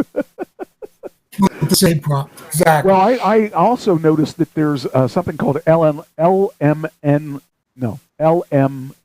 Studio that you can put on your PC, totally offline, totally create your own AI from that. And it learns from what you're doing and makes your answers different from Gemini and from all the other platforms out there. I'm playing around with that too, but now that I got this new one, I'm not really using, I don't see me using it too much, because this new one has things that can't do, that I think can't do. It might be able to do it, but I haven't gotten that far. I just loaded it yesterday, so I haven't played with it too much. But when I woke up this morning and saw this was going on today, this new platform, we're basically the beta testers that are getting to see it grow. Like when I bought my Tesla wasn't at its. They were still losing money when I got my first Tesla, and now they're making money. They're making a lot of money. They're the only ones in the EVs that are making money. There's people in EVs that are thinking maybe we shouldn't be in this market. So because they're not, they don't have the experience that Tesla has, because Tesla's been. The Biden administration is really taking a black eye because they're pushing EVs, and they're not. Companies are bailing, because they're losing money when they sell an EV for $60,000 that they spent $60,000 building. They're selling it to try to build their clientele, or they're selling it at a loss. So their $60,000 EV probably cost them $80,000 or maybe $40,000, and then once you get all the things, it's adding up. Nobody's making money on EVs except Tesla. Tesla. And is it true, Michael? Is it true that in the winter, in the cold, your battery lasts less than in the summer and the warm? But in the same sense, it's true that you don't get the same kind of gas mileage too because you're cranking your heat up. Every time you crank your heat up, but yes, the answer to your question is yes, I do get worse mileage in the wintertime when it's extremely cold. Now I'm talking extremely cold. I'm talking like 30, 40, degrees. It is, but it's worse the colder it gets because you're cranking your heat up, and plus batteries can't. They just don't do well in wintertime. That's why when you wake up and try to start your car in the winter, your battery might be dead. Now mine's garage kept, so it's not as bad. But when I'm out there, yeah, it does make a difference, and it's one of those things you got to deal with. But if you're using it for a daily driver, you don't need that much anyway. If you're a person that drives a lot and far, you're just going to have to, I'm probably I could lose anywhere between 10 and 20%, on a really cold day. I don't usually notice it because my daily driver, I won't see the big difference. I haven't been to a gas station in so long, or even a charging station. Like I can go from here to Philly and back on one charge. So I don't, for the most part, I can go 3 hours without charging. So usually I have to go to the bathroom, and I just charge when I go to the bathroom, But it's still my car still charges fairly quick. In the cold, it takes a little bit more, but it's not that bad for charging. If you got a newer Tesla, you get the faster charging. So if you have any car but a Tesla, you don't have that. You don't have as fast of charging as the Tesla, just because their technology is different than everybody else's. Everybody needs to catch some of the Aptera that I'm going to buy that has 1,000 miles to the charge. That one was smart enough to make a deal with Tesla, so you can get the fast charging with that. And they have the same port and everything. And I think it was Ford. I want to say it was Ford made a deal with Tesla so that they could get the fast charging too. So the ones that want to play are playing, but they still are losing money until they get the quantity up. When Tesla was selling 20,000 cars a year, they weren't making money. But now they're selling them over 1 million cars a year. So now they're doing okay, and this year will be a record year for them. So while everybody else is having problems selling their cars, Tesla can't keep them on the lot. So that tells you something. They're doing something right. Yeah. This one here, I want to finish. I guess I'll finish on this because it looks like we're actually running out of time. This is a bad. We should have finished this one earlier because this is a bad one. This is something I would never do. Hot air balloon. I would not get in the hot air balloon for anything. I mean, the forest could be burning around me, and I'm still not getting in the hot air balloon. Yeah. It's funny because Pam used to talk about wanting to do a hot air balloon. I said, "You're not doing it with me. Nope. I'm not getting up there. There's no way I would get in a hot air balloon because I'm scared of heights. A, I don't like heights. B, you can't steer a hot air balloon. It goes where it wants to go. Mm-hmm. You have some say over it, but not enough say that would make me happy. So, hey, I see we have Brian there. That's a... Byron? Brian. Oh, it might be Byron. Yeah. I've seen him before. That's the first time I've seen him in the chat room, though. Yeah, so I don't think that I don't think there's any way they would have to drug me. Yeah. And they'd have to make sure I'm out. I'd be like B.A. Baracus. Mm-hmm. They'd have to knock me out to put... Man falls 1,500 feet into a neighborhood from a balloon. Nope. Did he jump? Did he jump or did he fall? Falls. It says falls. So I'm going to say he fell. Hot air balloon flight. But why? How did he fall? Wow. Well, let's find out. A hot air balloon flight turned tragic this week after a passenger fell 1,500 feet to his death. Well, those baskets, when you're standing, it only comes up to your knees. Yeah. They're not even like. But was he hanging over the basket? Who knows? It could have been a bird hitting the basket. Who knows? It could have been. Could have been a plane. Could have been Superman. Well, we know it wasn't a tanker truck. Or, no, it wasn't a tanker. A ship. Yeah, ship. A cargo ship.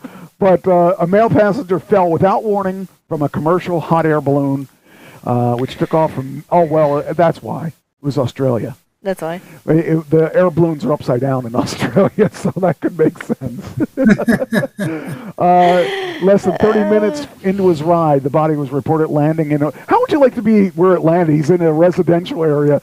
Like, you come out and you see a guy embedded into the ground where he fell. Oh, man. That's just... With the hot air balloon making a safe landing many miles away. Maybe he just didn't want to ride it anymore. Forgot his. Maybe if they gave me a parachute, but even then I wouldn't do it because I'm afraid of that. Even like I would never jump out of a plane. I mean, the plane. I would do like a Bugs Bunny thing. The plane's just about to hit the ground, then you just jump off and you make your landing. So, according to the eyewitnesses, many residents in the suburb didn't realize what had occurred until sirens were heard. In fact, a loud bang was heard before emerging. A loud bang, man. Oh, how hard would that impact be from 1,500 feet? Oh. Well, at least you know he died quickly. Right. But the thing is, I'll bet you that flight down was in slow motion to him. Oh, I bet. He was probably saying, "Oh, what did I do?" Oh, man. I can't imagine. I would hope he would be making peace with his maker. Oh, yeah. You got a lot of time to do that on the way down. Oh, man. I wouldn't be. I'd be like, oh, what did I do? What did I do? And then by then... Would have died of a heart attack or you on the could way say, down, too. "Dear God," then you hit. That's all that gets out of you because you're coming down at such a... What would be the velocity, I wonder what that is? When you're coming down, how many miles per hour you're coming down? Ugh. Oh, man. One last thing that's kind of funny. I watched... there's this guy on YouTube called Whistling Diesel. And he's really a jerk. I mean, he is. He buys expensive cars and trucks, and he crashes them and kills them. He destroys them. And a lot of people are angry at him because he does this. But he makes a lot of money on his YouTube channel. He's got millions of followers. And, he'll buy the Avantar, whatever that is, a Lamborghini or whatever it was. And he'll abuse the living daylights. He'll take it over he's got ramps and stuff on his property. And he's got this really nice big farm that he owns that, he made because he's got all these subscribers and stuff. Anyway, he bought a Hilux. And if you don't know what a Hilux is, it's a Toyota. It's similar to their Toyota, their pickup truck. The United States version is a Toyota, whatever it is. But anyway, it's the same as the United States one, except that it's a Hilux. And you can't buy the Hilux in the United States. But anyway, he got one of those, and he tried to destroy it, and it wouldn't die. Because if you watch Top Gear... And I watched every episode of Top Gear. They had one. Huh? RAV4? No, it's a pickup. I know if you said it, I'd know. But anyway, he tried everything he could to destroy that car or that truck, and it would not die. He rolled it. He did all kinds of things. He could not kill it. So he ended up killing it by having a helicopter take it up 1.5 miles and dropping it down. And then it just flattened it, and he couldn't drive it. A Camry? No, that's a car. Wait a minute. Hybrid Toyota. Not a hybrid. Then what are you looking? A Toyota pickup. I forget what it's whatever the standard Toyota pickup that the United States runs. I'm sure they don't have a lot of different ones, but when you say Tacoma. No, that's the big one. It's a small one. That's but anyway, he ran it through he rolled the thing, he did all kinds of things to try to destroy it, and he couldn't destroy it. It was just, but I thought it was funny because he just does this thing, and people write him hate mail like crazy because he destroys these vehicles. He'll buy a brand new something and he'll destroy it. Recently, he bought a bulldozer, and he bought the bulldozer because of this story of some guy in, I think it was Colorado. All the people around him put him out of business. Congress, the people that the government there and everything did all these things to put him out of business. The Tundra. That's another big one. That's the only ones I Trail see. Hunter. What is it? Trail Hunter. I can't remember, but anyway, so he was building a killdozer, and the reason was he saw this video of a guy in 2004 that had this vendetta against the government and against the guy that moved next to him, which had a concrete factory. He had his own shop where he fixed cars and stuff, and so he had all these people that were trying to put him out of business, and he was just trying to have business. And he went to the government and he said, don't put in that road for that other company because that's going to put me out of business, and it ended up putting him out of business. So he found this bulldozer, and he was going to make his own road with the bulldozer. Well, when he went out of business, he just kept the bulldozer, and he built it into the killdozer. He took concrete and steel, and he put it all around the windows of the car or of the bulldozer, and he put and for being 2004, he was pretty smart. He was a former military guy. He put cameras in the bulldozer so he could see where he was at, and nobody could get to him. And he took and drove down the city and destroyed the police department, drove through the government building, destroyed the concrete factory, there was another place that he destroyed. He destroyed a pizza place that the mayor owned. Mm-hmm. He just destroyed everything in that town, and they couldn't stop him. All the police cars were like, we can't stop this thing. It's a bulldozer, and they can't shoot it because he covered up the radiator and everything. He finally got stuck in one of the buildings he was destroying, and he ended up killing himself. But it was just, I never heard of this until this guy, and then I saw the video footage, and there's actually a movie out called Killdozer, based on about this guy's life. What's his name? The guy that had the video was Whistling Diesel. Really good. He has all these videos of vehicles that he just destroys. It's just, when I first watched him, I hated him because he was destroying all these things, and then I got it. I would do it too if I was going to make that kind of money. I'd destroy all the vehicles too. It's kind of funny. But anyway. All right. Any last words? It was fun. You made it through the whole show this time. Made it through the whole show. And you made it through usually make it through the whole show. So, all right. Well, and then I guess this is it. Rav. No, it's not a Rav. I can't think of the name. I know I'll think of it after the show's over. I'll look and find it. But I actually was going to buy one of those pickups because it was really cool. I can't remember the name of it though. Let's see here. All right, I'm gonna do this before I leave. I guess I gotta figure it out because now I need to know. Toyota pickup like the Hilux. It is the that doesn't Sequoia. What trucks are similar to? Because I looked up Toyota trucks and they're. I know there was a pickup that I wanted to buy a long time ago. Was it not Toyota that you were looking at? A Tacoma, a Land Cruiser, a Sequoia, or a 4Runner?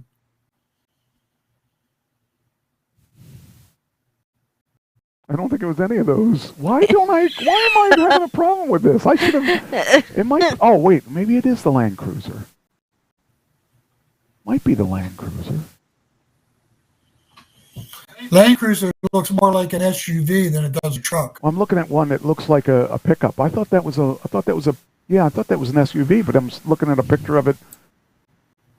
All right, well, I'm gonna have it for next week. I'm gonna have that. We're gonna open up with that because it's gonna drive me crazy until I find out what it is. Because there is, I know it might just be the. I thought the Land Cruiser was an SUV too. I'm going to figure it out. I'm going to figure it out for next week. First thing we're going to talk about is that. I'm going to say, hello, this is Trash Talking Radio, and we're going to talk about the... Continuing on from last week's That's show. right. If you weren't on the last week's show, wait 10 minutes and then come on. 'Cause I also got to wipe this hot air balloon thing out so I don't do it again next week. So, all right, it's time to go. I've wasted enough time. So, all right. Hope you all come back next week and bring your friends. We'll make room. See ya.